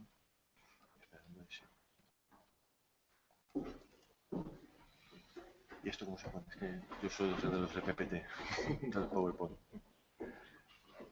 Está cargándolo. Vale, perfecto. Bueno, buenos días. No sé si me escucha. ¿Se me escucha de atrás? ¿Sí? Bien. Buenos días a todos. El objetivo de mi charla, bueno, primero dar las gracias a Elena Vázquez y al Consejo de Cultura Gallega por invitarme a dar esta charla, para hablar un poco de lo que son los modelos predictivos en la atmósfera y un poco lo que hacemos en Meteo Galicia en este sentido, ¿no? El objetivo de mi charla no va a ser entrar en la matemática de lo que hay detrás de un modelo meteorológico, evidentemente, sino un poco intentar decir para qué es necesario un modelo meteorológico y ver las problemáticas que hay detrás de un modelo meteorológico, dónde están las posibles causas de incertidumbre, cómo esas incertidumbres se resuelven, es posible resolverlas o no, y quitarnos un poco de la idea a la cabeza de que los modelos meteorológicos nada más que los podemos correr los servicios meteorológicos o gente con mucha cabeza. El modelo meteorológico actualmente es casi una herramienta que va a permitir muchísimos desarrollos y ya los está permitiendo, desarrollos basados en aplicaciones, para móviles, desarrollos para empresas, para pymes, y eso es un poco la idea de del objetivo de mi charla, ¿no? Por tanto, este más o menos va a ser el índice. Algunas de las cosas aquí iré muy rápido, como puede ser el tema de las parametrizaciones, pero llegaremos a la parte de distribución de datos y aplicaciones que creo que puede ser un poco la parte interesante. Bueno, esto era un PowerPoint con lo cual iba cargando las imágenes, por eso está todo aquí apelmazado. El problema es resolver en un principio con un modelo meteorológico, cuando yo quiero hacer una predicción de la atmósfera, es saber qué va a pasar en las próximas horas, en los próximos días. La pregunta del millón es cómo viene el verano, cómo va a venir el otoño, cómo va a venir el invierno. Voy a intentar explicaros por qué no puedo deciros cómo viene el otoño o cómo viene el invierno. Pero esa es la pregunta que nos hacen constantemente, ¿no? Pero sin embargo sí puedo deciros cómo va a venir esta noche o cómo va a venir la semana que viene y con qué grado de incertidumbre. Entonces son objetivos, ¿no?, que nos gusta saber. Evidentemente hay una parte importante en la predicción de la atmósfera que tiene que ver con el tema de los adversos. El profesor Liñán acaba de mencionar el tema del cambio climático. Gracias al cambio climático, el número de adversos meteorológicos se está multiplicando progresivamente. Es un hecho incontestable, hay mediciones desde hace 100 años en el cual se ve que los desastres naturales de origen antropogénico, de origen asociados al cambio climático, han ido creciendo en intensidad a lo largo de los últimos años. Por ejemplo, un hecho muy tal, la lluvia en Galicia, el valor medio de la lluvia no se observa tendencia, pero sí se observa que llueve cada vez en menos días. Es decir, llueve la misma cantidad, pero en menos días. Por tanto, son más frecuentes los episodios intensos de precipitación. Bueno, pues un ejemplo de cómo se gestionan estos riesgos vienen a ser ahora los seguros basados en índices meteorológicos. Es un tema que está creciendo muchísimo en los últimos años, como son las pólizas de seguros basados en problemas de adversos meteorológicos y que están contratando, por ejemplo, los agricultores. Aquí pongo una gráfica del año 88 hasta el año a principios del siglo XXI, y cómo se ve cómo el gasto en seguros ha ido creciendo desde 50 millones de euros hasta aproximadamente 300 millones de euros en aproximadamente una década, y sin embargo, y asociado a eso, los siniestros que han tenido que ir a compensación de seguro también han ido aumentando progresivamente, ¿no? Esto no es un indicador de cambio climático, hay otros fenómenos aquí asociados a esto y habría que filtrarlo, evidentemente, pero es un hecho que cada vez hay más conciencia de que los adversos meteorológicos, que la predicción meteorológica, que la observación meteorológica es importante en el día a día de las personas, en muchas de las cosas. El problema a resolver también es que esos modelos meteorológicos que hace 10 años los veíamos en base a mapas de isobaras, de anticiclones, de borrascas, los veíamos en el tiempo y nos íbamos para casa. Ahora, cada vez más, el desarrollo tecnológico nos permite acercar productos cada vez más específicos y servicios cada vez más específicos basados en modelización al usuario. La idea es filtrarle al usuario toda la complejidad matemática que hay detrás para acercarle productos que le sean útiles. Y también, si es posible, acercarle esas complejidades, esos números, a aquel que los quiera tener, en formatos estándares para que él, a su vez, pueda desarrollar otras cosas. Por tanto, cada vez hay más demanda de predicciones meteorológicas o de calidad del aire, evidentemente personalizadas. El intercambio de datos cada vez está más estandarizado. Es decir, la idea es, oye, yo soy una pyme y quiero hacer un desarrollo basado en modelos meteorológicos, no quiero hacer un desarrollo específico para Galicia, otro para Cataluña, otro para Francia, tal. No, no, la idea cada vez más es que yo tenga un catálogo de información con formatos estandarizados donde yo pueda bajarme la información que quiere, por tanto, tener una aplicación de desarrollo único que sea válido para toda Europa. Cada vez más, y lo veremos en los próximos años, ya no décadas, veremos cómo nuestro TomTom, nuestros móviles, nos darán aplicaciones para rutas basadas en meteorología. Estamos hablando ahora de coches que van a funcionar solos, ya estamos viéndolo en prensa. Esos coches que van a ir solos van a necesitar de información meteorológica espallada espacialmente, digitalizada, cartografiada bajo SIGS, y que nos permita saber el tiempo que vamos a tener o el tiempo que nos vamos a encontrar en los próximos kilómetros, porque así optimizaremos la ruta y optimizaremos, por tanto, la seguridad de ese coche. Esa información va a ser necesaria. Vamos a poner en marcha en este año espero, vamos a poner en marcha alertas meteorológicas para que en la autopista, cuando veáis, le diga, oye, en los próximos kilómetros está cayendo granizo, para que automáticamente el conductor sepa o controle su coche en función de ese adverso meteorológico. Por lo tanto, esa cercanía de la meteorología, esa necesidad cada vez más de predicciones meteorológicas más cercanas al usuario, ¿no? ¿Cuál es la respuesta? Bueno, pues la respuesta empezó a darla, vamos a seguir poniendo fotos de científicos, empezó a darla Navier Stokes, estos dos señores, en 1845, en donde empezaron a desarrollar lo que son las ecuaciones de un fluido, en general, como puede ser la atmósfera o como puede ser el mar. El problema de estas ecuaciones es que son unas ecuaciones que no son resolubles analíticamente, ya nos ha ido indicando esto el profesor Miñán, y tenemos que acudir a supercomputadores, a computadores para resolverlos. El desarrollo de la computación ha ido paralelo al desarrollo de la meteorología, de la predicción meteorológica y subsecuentemente las demás, predicción oceanográfica, predicción de ríos, predicción de calidad del aire.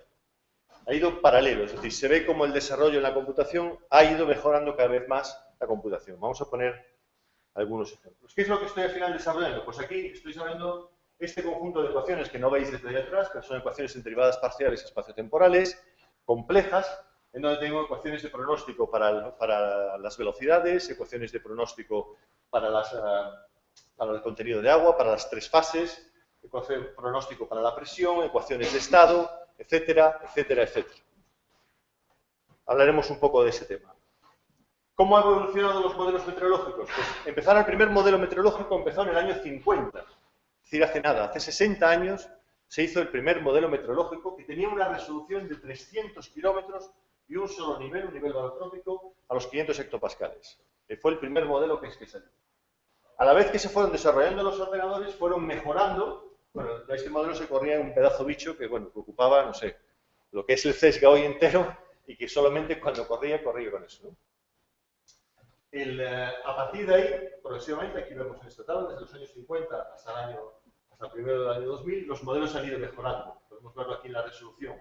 Fueron mejorando en resolución, cada vez una resolución más pequeña, cada vez más niveles para tener en cuenta el comportamiento vertical de la atmósfera, cómo se comporta, cuál es el efecto de la troposfera, el efecto de la tropopausa, perdón, que es la combinación troposfera-estratosfera. Fueron mejorando las técnicas numéricas, etcétera, etcétera, etcétera. Fueron metiéndose nuevas parametrizaciones. En principio solamente se tenían en cuenta lo que eran el comportamiento de la presión y los flujos. Poco a poco fueron metiéndose temas de nubes, temas de agua, etcétera, etcétera.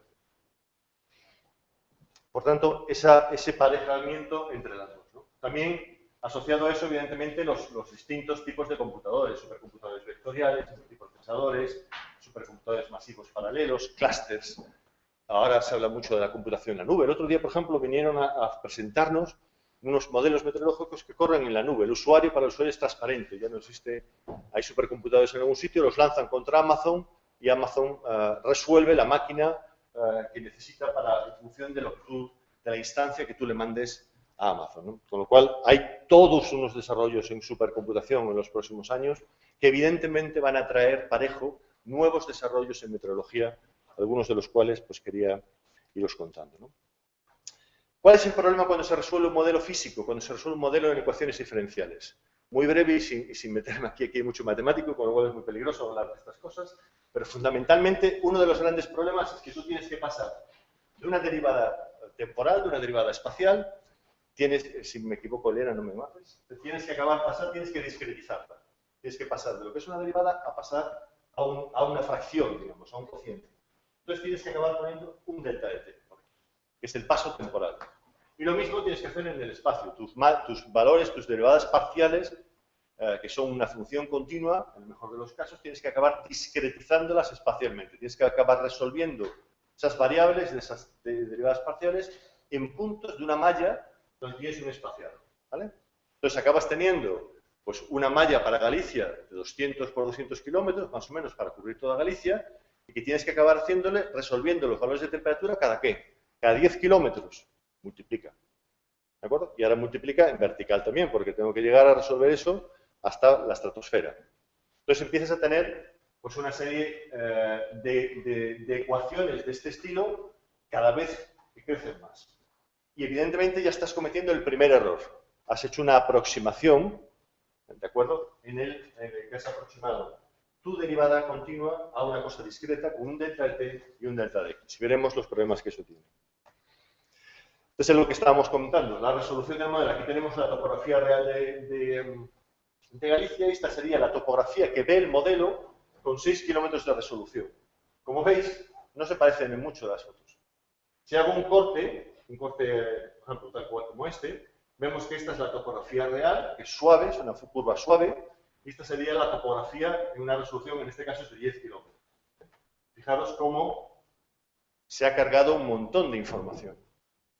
Por tanto, ya estamos cometiendo aquí el primer error a la hora, por ejemplo, de poder dar pues, una predicción exacta para el señor que vive aquí y que tiene la temperatura que vaya a obtener el modelo aquí, evidentemente, no va a ser más que una aproximación a la realidad. Pero al final es el objetivo, digamos, de los físicos, de los matemáticos, de los ingenieros, es intentar aproximarnos a la realidad de la mejor manera que podemos o que sabemos, ¿no? Otro problema en los modelos meteorológicos, las parametrizaciones. Hemos visto que en ese desarrollo temporal de cómo han ido evolucionando los modelos, que cada vez se han ido incorporando más cosas a los modelos. Bueno, se sabe, esto es un ejemplo de los problemas que hay, de las parametrizaciones, es el tema de la microfísica, todo el tema de llover, cómo llueven los modelos, cómo hacen llover. Pues parece mentira, pero a fecha de hoy los modelos no saben muy bien cómo se hace llover. O sea, es uno de los temas donde más se sigue investigando. Simplemente cosas como por qué hay una coalescencia de las partículas donde se crecen las semillas, digamos, donde van a llover. Un fluido turbulento, en principio, esas partículas que están en el aire, ¿por qué tienden a agregarse en unas determinadas zonas? Es un tema que está de investigación actualmente. Mientras estaba el profesor hablando, recibí un Twitter que lo miré, bueno, un artículo que acaba de salir, la influencia de los rayos cósmicos en la formación de nubes. Es decir, está todavía muy abierto este campo, ampliamente abierto. Y ya en sí mismo, toda la relación entre las distintas fases del agua y cómo se genera finalmente la lluvia o el granizo o la nieve o lo que tenga que generarse. Es uno de los campos donde más se trabaja y donde también hay más errores. ¿Por qué? Porque al final no se puede hacer lo que se llama un cierre de la parametrización, y tú tienes que hacer una aproximación a la física que hay detrás. Una vez más volvemos a hablar de aproximaciones, ¿no? Cuando yo resuelvo un modelo, cuando se resuelve un modelo de la atmósfera, y eso va a pasar con cualquier modelo, no puedes resolver toda la atmósfera. Dijimos antes que si llegamos o no llegamos a la tropopausa, al final que si lo resolvemos para Galicia o no. Imagínate que yo quiero resolver un modelo para Galicia a 4 kilómetros de resolución. Si lo resuelvo, por ejemplo, imagínate que quiero resolver esta malla. Tengo que dar condiciones de contorno, es decir, para poder yo resolver, integrar en el tiempo las variables meteorológicas aquí, necesito saber cómo van a evolucionar los contornos. Entonces necesito lo que sea un modelo de menor resolución normalmente, menor resolución espacial, que me va a ofrecer las condiciones de contorno todo alrededor. Y estoy poniendo, por ejemplo, todo lo que sería un modelo global que me dé esas condiciones de contorno para aquí.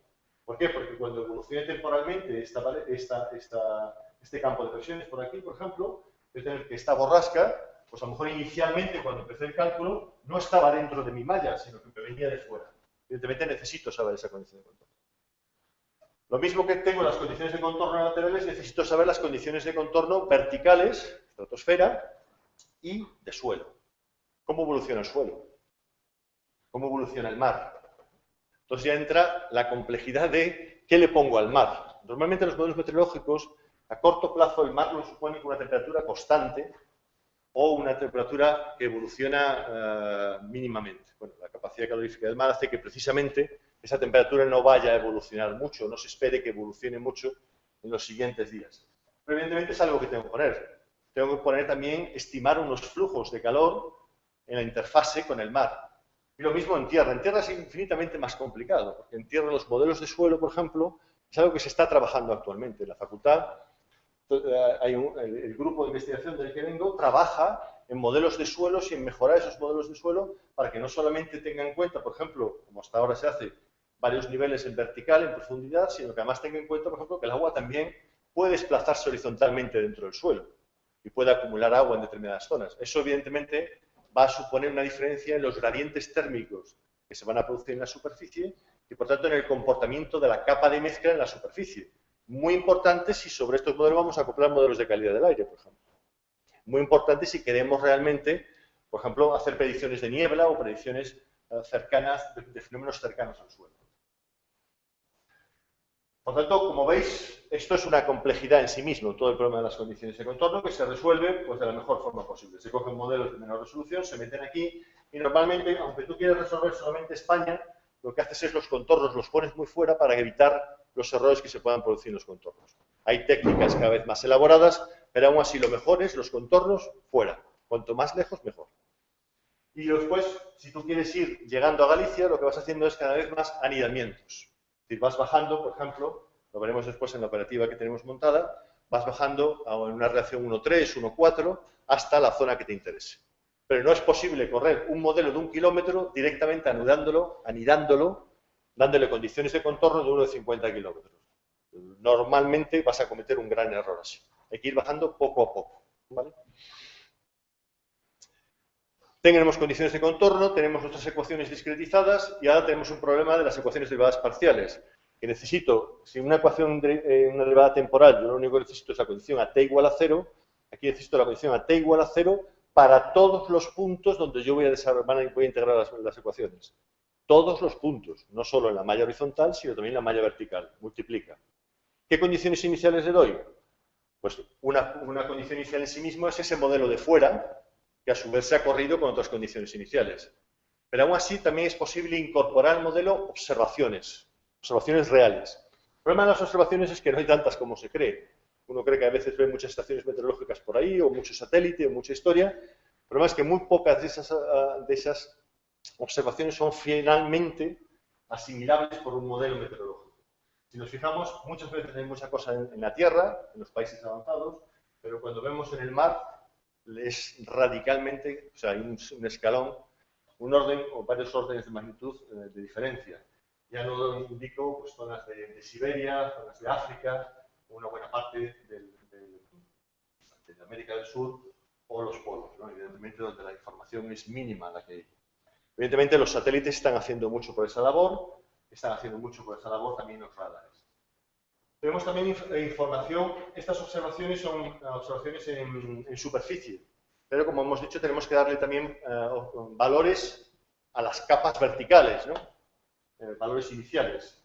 ¿Qué información tengo? Bueno, el satélite tampoco me vale de mucho porque no hace perfiles. Tenemos los radiosondeos. Por ejemplo, el radiosondeo al final es un globo que lanzas diariamente, una vez, 2 veces al día, en el que obtienes un perfil vertical de la temperatura, los vientos, la presión en altura.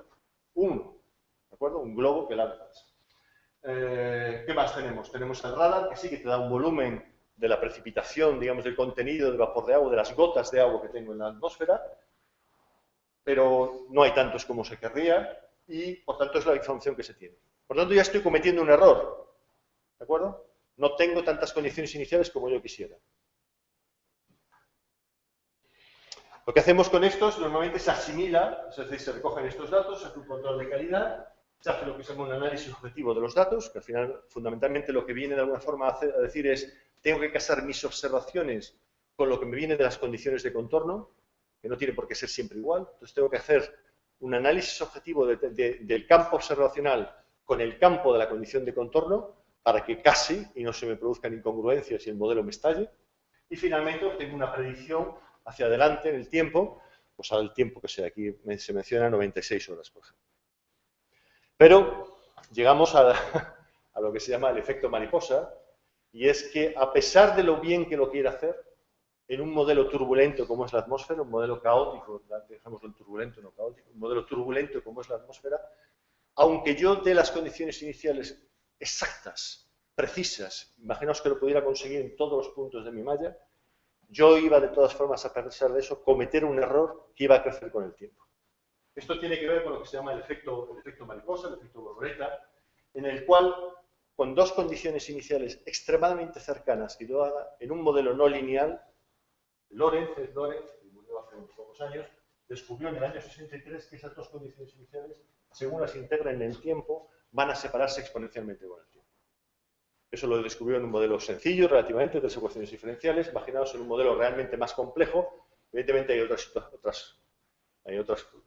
efectos que compensan esa desviación exponencial, evidentemente, pero aún así, al ser un modelo turbulento, sí deja, o sí hay ese efecto digamos, de separación exponencial en el tiempo, ese efecto de error innato a la propia física del modelo, a la propia física del sistema. Veremos, aquí hay un ejemplo, en el modelo meteorológico, con un error inicial pequeño en las condiciones iniciales, de menos de 10 elevado a menos 5, como a lo largo de las horas va creciendo, siendo puntualmente en determinadas zonas mayor ese error de 1 grado, por ejemplo. Esto es una temperatura. Bueno. Es decir, esto es una realidad y es innata al propio modelo. Esto es un modelo, una simulación en la cual yo, imaginamos que conocía perfectamente todas las condiciones iniciales de esta malla. Bueno, pues al cabo del tiempo el error ha crecido. Las ecuaciones diferenciales han crecido. Esto se ha ejecutado con el estado del arte de los modelos meteorológicos actuales. ¿Que los puede ver mejores? Sí. En vez de ser a lo mejor -1, pues se acaba siendo pues menos 0,75. Pero aún así el error ha crecido.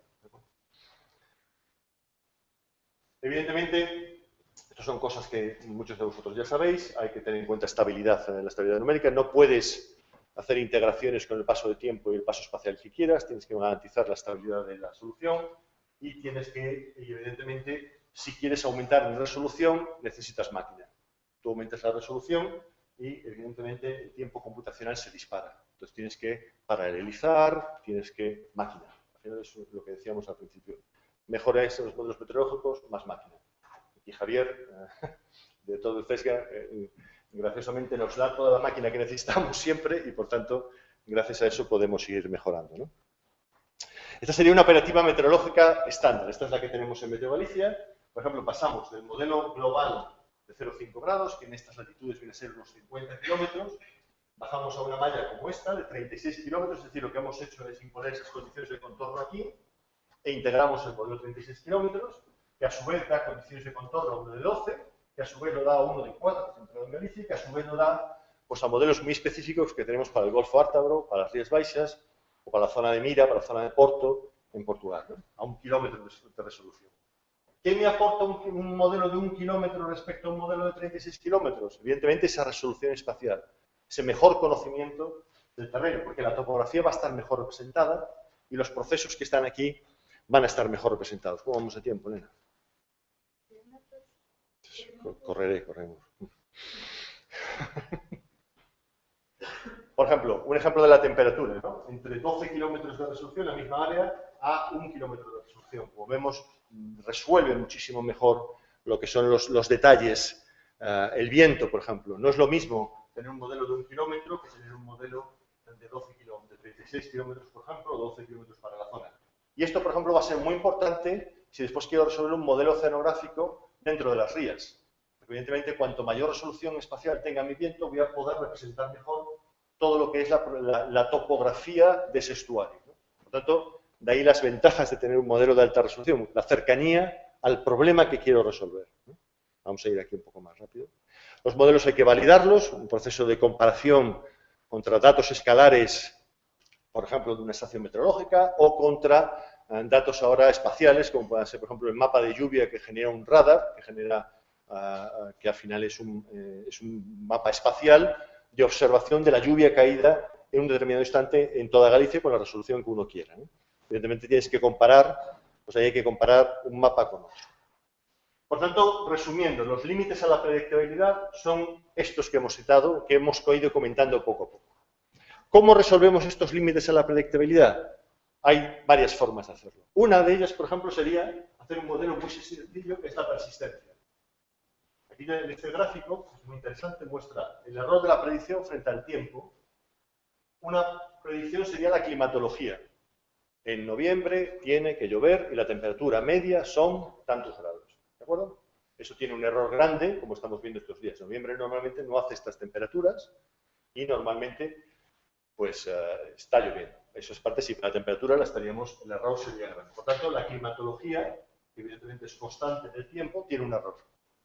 Un posible modelo muy bueno es la persistencia. Es decir, hoy hace el tiempo de ayer.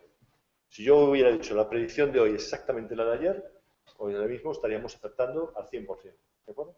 Pero, evidentemente, si esa persistencia la mantengo a lo largo del tiempo, acabo teniendo un error superior a la climatología. Porque, por ejemplo, la semana que viene va a ser bueno. Si yo sigo manteniendo que va a seguir lloviendo, evidentemente estoy estropeándolo. Es verdad, Elena. Lo mejor es ir a... ¿El modelo perfecto cuál es? El modelo perfecto es que al horizonte de mi predicción sigo estando por debajo de la climatología. Entre medios es donde nos movemos. ¿De acuerdo? Con esos límites a la predictibilidad que hemos dicho. Una forma de sobrepasar esto es lo que se llama la predicción por conjuntos. Probablemente habéis visto en la predicción que hacemos que siempre ponemos la probabilidad de precipitación. Incluso lo estamos poniendo ahora en la predicción por concellos, predicción a corto plazo.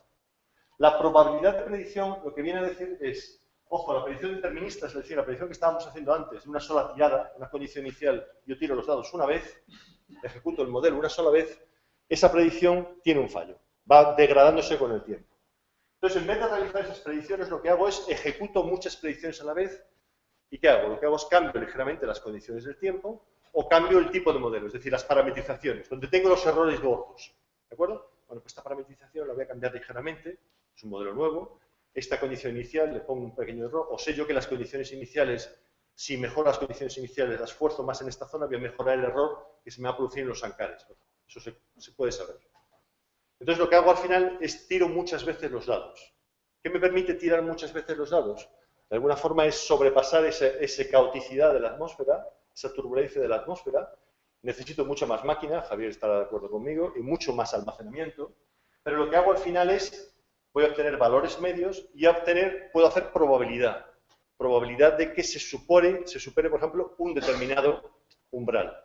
Y eso es lo que damos, por ejemplo. Cuando estamos diciendo que la probabilidad de que llueva mañana es del 50%, estamos diciendo eso, que hay un 50% de probabilidad de que llueva. No es que vaya, cuando decimos a veces probabilidad del 100%, y la gente dice, uy, va a llover un montón. No tiene nada que ver, ¿eh? Aquí, eso no tiene nada que ver. Esto es lo que sería, ¿de acuerdo? Es decir, normalmente mis condiciones iniciales inicialmente, bueno, pues están contenidas, el error que yo pueda tener en la condición inicial está contenido en una distribución de probabilidad más o menos gaussiana, por ejemplo. Cada vez que ejecuto cada una de estas condiciones iniciales, bueno, pues va a ir, en el horizonte temporal correspondiente, va a ir a otro sitio, ¿de acuerdo? Mientras que la realidad es esta línea amarilla, ¿de acuerdo? ¿Qué es lo que obtengo yo al final? Pues obtengo una distribución de probabilidades X, que no tiene que ser ni gaussiana, ni poissoniana, ni ninguna que se le parezca. Va a ser tanto más gaussiana cuanto más me acerque, evidentemente, al tiempo inicial, pero me va a permitir hacer por lo menos una elaboración de probabilidad de ocurrencia. Por ejemplo, probabilidad de que se superen los 10 litros. Pues, ¿cuál es? ¿En función de qué? En función del número de veces que haya tirado. Por ejemplo, aquí hay una predicción multimodelo por conjuntos, donde se ha corrido pues, un modelo 9 veces. Y se ve, bueno, pues la precipitación para la misma hora, pues tiene formas distintas. ¿De acuerdo? Entonces, me permite decir, bueno, pues yo con esta predicción, pues puedo decir cuál sería la probabilidad de que llueva, por ejemplo, en Madrid. Es un fácil. Bueno, pues aquí parece que no llueve, aquí que sí, aquí que no. ¿De acuerdo? Eso se puede mejorar, evidentemente, ¿no? Entonces, es mejorable, esta predicción que acabo de hacer, tan banal, tan tonta, evidentemente se hace bien hecha. Aquí algunos ejemplos, ¿no? Por ejemplo, esta es la isobara, una de las isobaras del modelo, no recuerdo ahora mismo cuál, no lo veo aquí. Las distintos modelos, cómo dan al poco tiempo y cómo después el spread de la predicción aumenta, lo cual te parece que estos espaguetis, que se llaman así precisamente, parece que te están dando más error o que te están complicando la cosa. La realidad es que cuanto mejor, más spread del modelo, más desviación del modelo, mejor voy a atrapar todos los fenómenos que puedan ocurrir. Entonces, sobre todo, especialmente sensible a la aparición de fenómenos adversos. Podemos garantizar mejor la eficacia a la hora de prever los adversos meteorológicos. Esto es un ejemplo, por ejemplo, esto fue una predicción que se hizo para una de las guerras del Golfo, en donde, bueno, pues había habido aquí pues una emisión de un contaminante, creo que era un contaminante reactivo, uno de los ejemplos que se hizo, y se asoció a los distintos modelos meteorológicos modelos de calidad del aire, modelos de dispersión de partículas. Entonces, veis, cada uno de ellos da, en este caso es la concentración, la dosis, digamos, de la radiación emitida, en función de cada una de las ejecuciones del modelo, y veis que todas son distintas. Al final, ¿qué es lo que obtienes con esto? Probabilidad de radiación en un determinado punto. Entonces, lo que te dice es, ojo, aquí la probabilidad de radiación es del 100%. Va a ser una zona completamente insegura, mientras que otras zonas va disminuyendo la probabilidad. Parece una tontería, pero estos efectos de emergencia, efectos de seguridad, tienen una cierta importancia. ¿De acuerdo? ¿Para qué me sirve también un modelo meteorológico? Pues para forzar modelos oceanográficos, modelos de ondas, modelos hidrodinámicos, que a su vez vamos a llegar con esos modelos, pues vamos a llegar a modelos que pueden ser modelos del entorno de un puerto, por ejemplo. Pero vas a necesitar un modelo oceanográfico, nos van a contar después, un modelo de ríos, vas a necesitar la componente meteorológica. Va a ser la condición de contorno para ellos.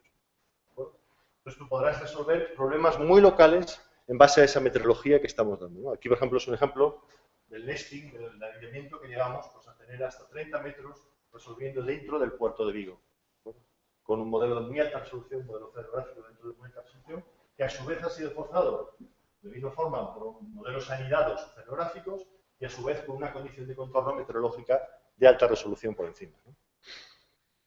Esta es la parte importante. Bien, todos estos modelos que dicen, ah, qué bien, qué bonito, te lo comes, te lo guisas tú solo. No, la idea ahora, cada vez más, es que esto lo pagamos con los impuestos de todo el mundo y, por tanto, tenemos que distribuir los datos para que otros hagan otras cosas. Y cada vez va a ser más así. Pero al final, correr un modelo meteorológico ya no tiene la complejidad que tenía hace unos años.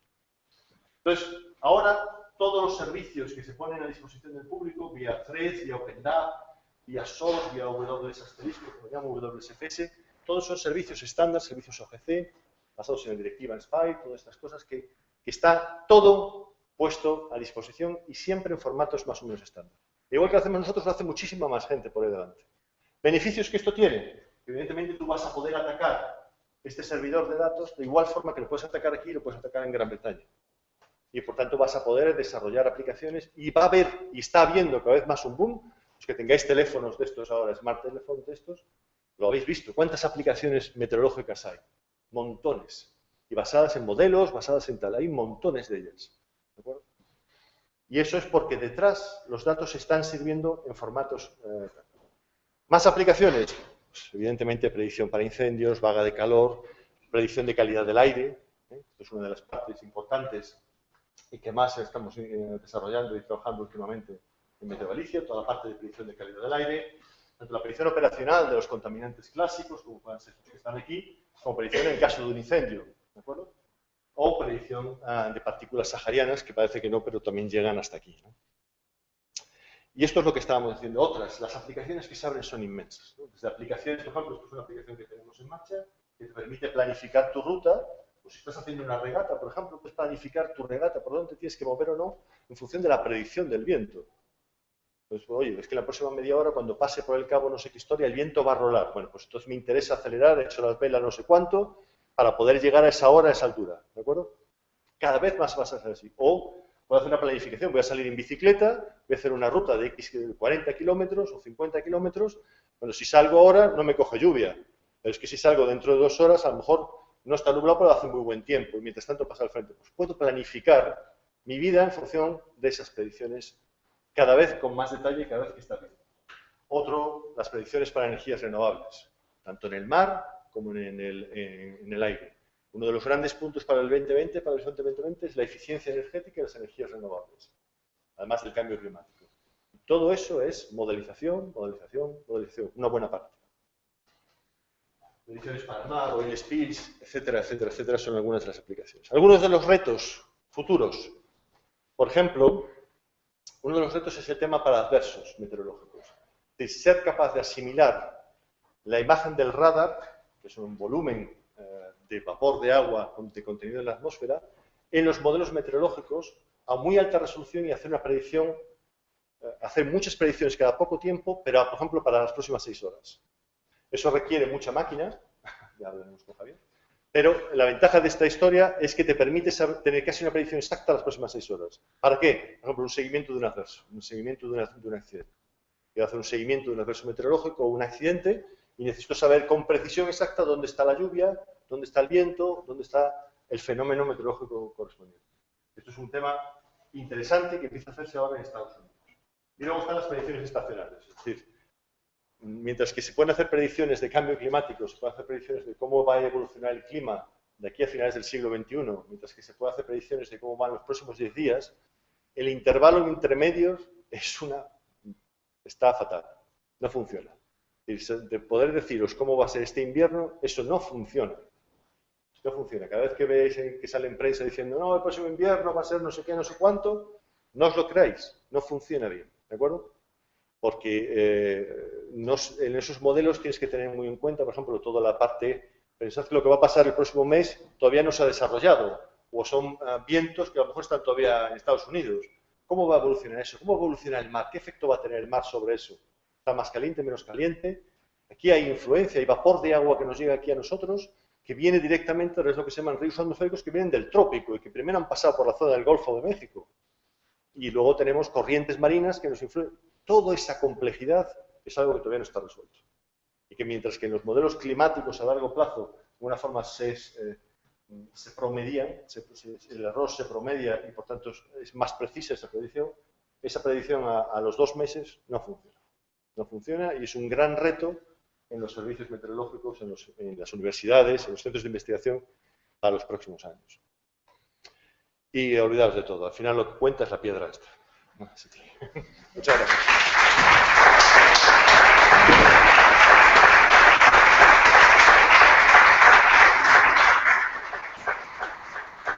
Bueno, es que de ahí atrás no la ven. Simplemente, es muy sencilla la predicción esta. Esto está colocado, se llama pedra de previsado tempo. Y dice las condiciones y la previsada. La pedra está mollada y dice lluvia. La pedra está seca, tempo seco. Dice sombra no chao, está ensoleado. Pedra branca no topo, quiere decir que está nevado. No se consigue ver la piedra, nevoeiro. Pedra balanceando, vento. Pedra pulando para cima e para baixo, terremoto. A pedra en estado, tornado.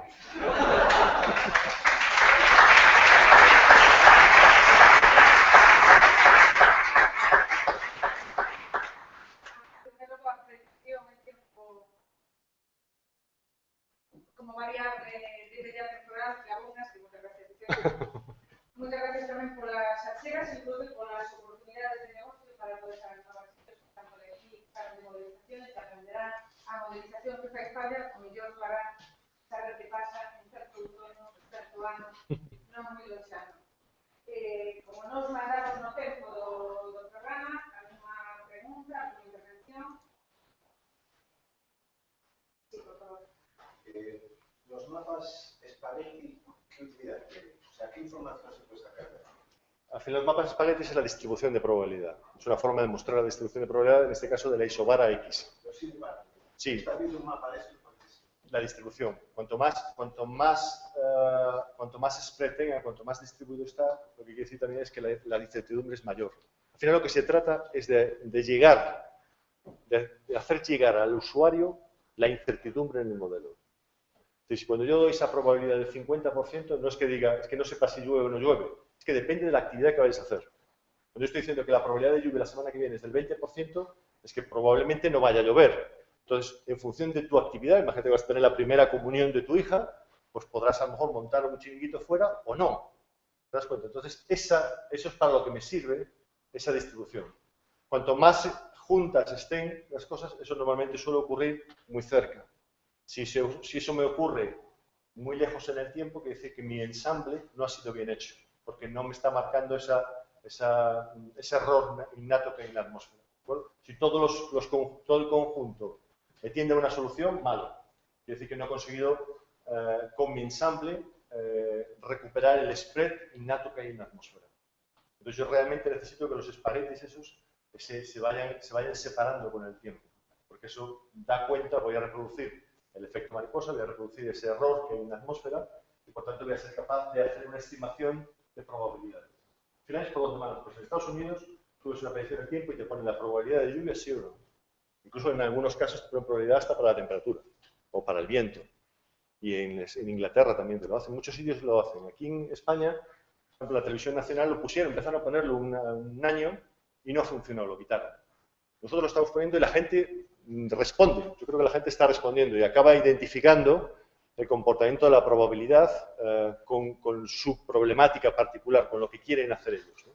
Sobre todo vas viendo cómo evoluciona, al final lo que estás viendo es cómo evoluciona en el tiempo la distribución de probabilidades. Es decir, tú haces una distribución de probabilidad para dentro de 10 días, mañana eso ya serán dentro de 9 días. Entonces tú vas viendo cómo la distribución de probabilidad se debería de ir ajustando cada vez más a la realidad. Si vas manteniendo que la probabilidad de precipitación el primer día era 40, el segundo día de predicción, por tanto 8 días para el evento, sigue siendo la misma, lo que tú estás es garantizando casi con mucha seguridad de que eso va a ser así. Y por tanto que voy a tener pues bastante, en función de lo que quieres hacer, va a ser problemático, ¿no? ¿De acuerdo? Para eso es para lo que sirve.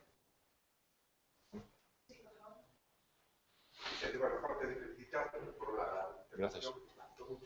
Siempre tengo una curiosidad cuando observo las imágenes de radar y venía por frente, por ejemplo, del suroeste, aparecen como dos morfologías de la distribución de la Pegaso.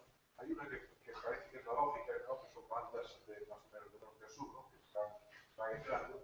Pues hay otra que es la que no acabo de entender muy bien, que parece como líneas de humedad o de precipitación que siguen la dirección del viento, que son contrarias a las otras, ¿no? Sí, que se mueven así, se mueven con el viento, sí, pero ocurren así, ocurren, son así. No, yo sé que son así, pero ¿cuál es la razón de que hay esa diferente morfología cuando frente y aparece en el radar? Es algo de... No sé exactamente la razón, pero sí que eso va con la forma en la que tenga el frente en la que haya entrado. No os puedo explicar exactamente la razón, pero no es algo por culpa del radar, que el radar ve la realidad. Y de hecho se ve, a veces tienes frentes en vez del frente típico, que es el que suele dejar más precipitación, los frentes así de precipitación escasa, a veces entran así como bandas de línea, ¿sí? En bandas, y que se desplazan en la dirección longitudinal de la banda. Suele tener que ver a veces con el shear del propio viento, que hace que rompa el frente y que produce que entre así como cerrada. Pero no te puedo dar una explicación más científica. ¿Más preguntas? Sí. Quisiera hacerte públicamente aquí en Galicia por la política que vais teniendo respecto a los datos. Tú has dicho que en el fondo digamos, se os pagan con los impuestos de todos. Y es interesante que los datos siempre estén disponibles en la sociedad. Primero porque decías, hay mucha gente joven, a lo mejor hay una empresa que no lo necesitas. Y los datos que tengan su función del público me parece genial, por eso quería felicitar. Y después una cosilla, que es una pregunta, que es relativa a lo que dice de ensamblos. ¿Hay un número mínimo de ensamblos que hay gente que estudia eso. O sea, nosotros tenemos, ya no recuerdo cuántos son, no son 9, son 36, no recuerdo. depende del tiempo al que va a estar, incluso depende del fenómeno. Hay instituciones en las que lanzan el número de elementos del ensamble en función del error que esperan cometer, del error que se espera, cometer, no, del error que esperas capturar en tu ensamble, ¿de acuerdo? Esa es la idea. No, nosotros no hacemos así, eso es bastante complicado hacer eso. Entonces, hay gente, por ejemplo, que incluso lo que hace es, corre un modelo de estos de ensamble, ve dónde se va a producir mayor error, entonces lo que hacen es, lanzan observaciones en el sitio donde ese error pueden saber de dónde viene, entonces lanzan observaciones allí, es decir, van con un avión, por ejemplo, a tomar datos allí, para mejorar, vuelven otra vez a correr el modelo y entonces lo mejoran, ¿te das cuenta? Es una pasada eso. Es un poco el... ¿La media o quizás outliers? No, hay unas formas de hacerlo. Yo mismo no estoy en los detalles, pero evidentemente al no tener una distribución gaussiana no puedes hacerlo así como así. Quitas los más extremos, los tienes en cuenta para el tema de adversos, por si en algún momento esos pueden ser precisamente el que dé, porque es una probabilidad baja. Tienes que mirar también la condición sinóptica porque puede ocurrir que ese sea el que dé. Pero normalmente quitas los más extremos y en función de eso calculas la probabilidad.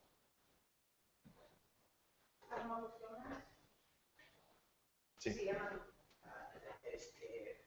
Comentabas que las condiciones de contorno en el océano, que hay mucha menos información que venga de satélites, aunque cada vez hay más intentos de medir las temperaturas superficiales de satélites. Pero otro aspecto es que parece que debía de estar acoplado a la circulación oceánica con la atmósfera. Sí. Hay modelos que empiezan a correrse los dos juntos, el modelo meteorológico y el modelo oceanográfico. Son muy costosos porque fundamentalmente las escalas de tiempo de la atmósfera y del mar son distintas, con lo cual uno tiene que esperar por el otro, son muy costosos. También hay modelos incluso que corren tres a la vez, el de oleaje, el de oceanográfico de corrientes y el meteorológico. Hay un ejemplo, por ejemplo, ahora mismo empiezan a desarrollarse mucho los eólicos offshore, los eólicos fuera de costa. Una de las cosas que está viendo es que la predicción de viento en el mar no es tan buena como se creía. ¿Por qué? Porque cuando hay mucho viento, al final lo que levantas, el mar de viento lo que acaba levantando es oleaje. Y por tanto lo que acaba el viento, el perfil de viento, roza más. Y por tanto se roza más, se frena el viento. Bueno, ese efecto no está contemplado en los modelos meteorológicos. Los modelos meteorológicos supone una condición de contorno, una z sub 0, lisa para el océano. Entonces, incorporar eso implica incorporar realmente el oleaje que se va a producir. O suponer que a tanto viento hay una altura de ola de no sé qué y por tanto una rugosidad de no sé cuánto. Entonces puedes hacer una suposición, un modelo de rugosidad, ¿no? Basado en oleaje. Hay trabajos funcionando en ese tema, pero eso es un tema importante porque la eólica offshore, por ejemplo, lo está demandando. Hay una demanda cada vez más creciente a ese tema. Y además es uno de los objetivos del 2020, la offshore. Bueno, lo que queramos gracias, felicitamos a Vicente por la presentación. Gracias.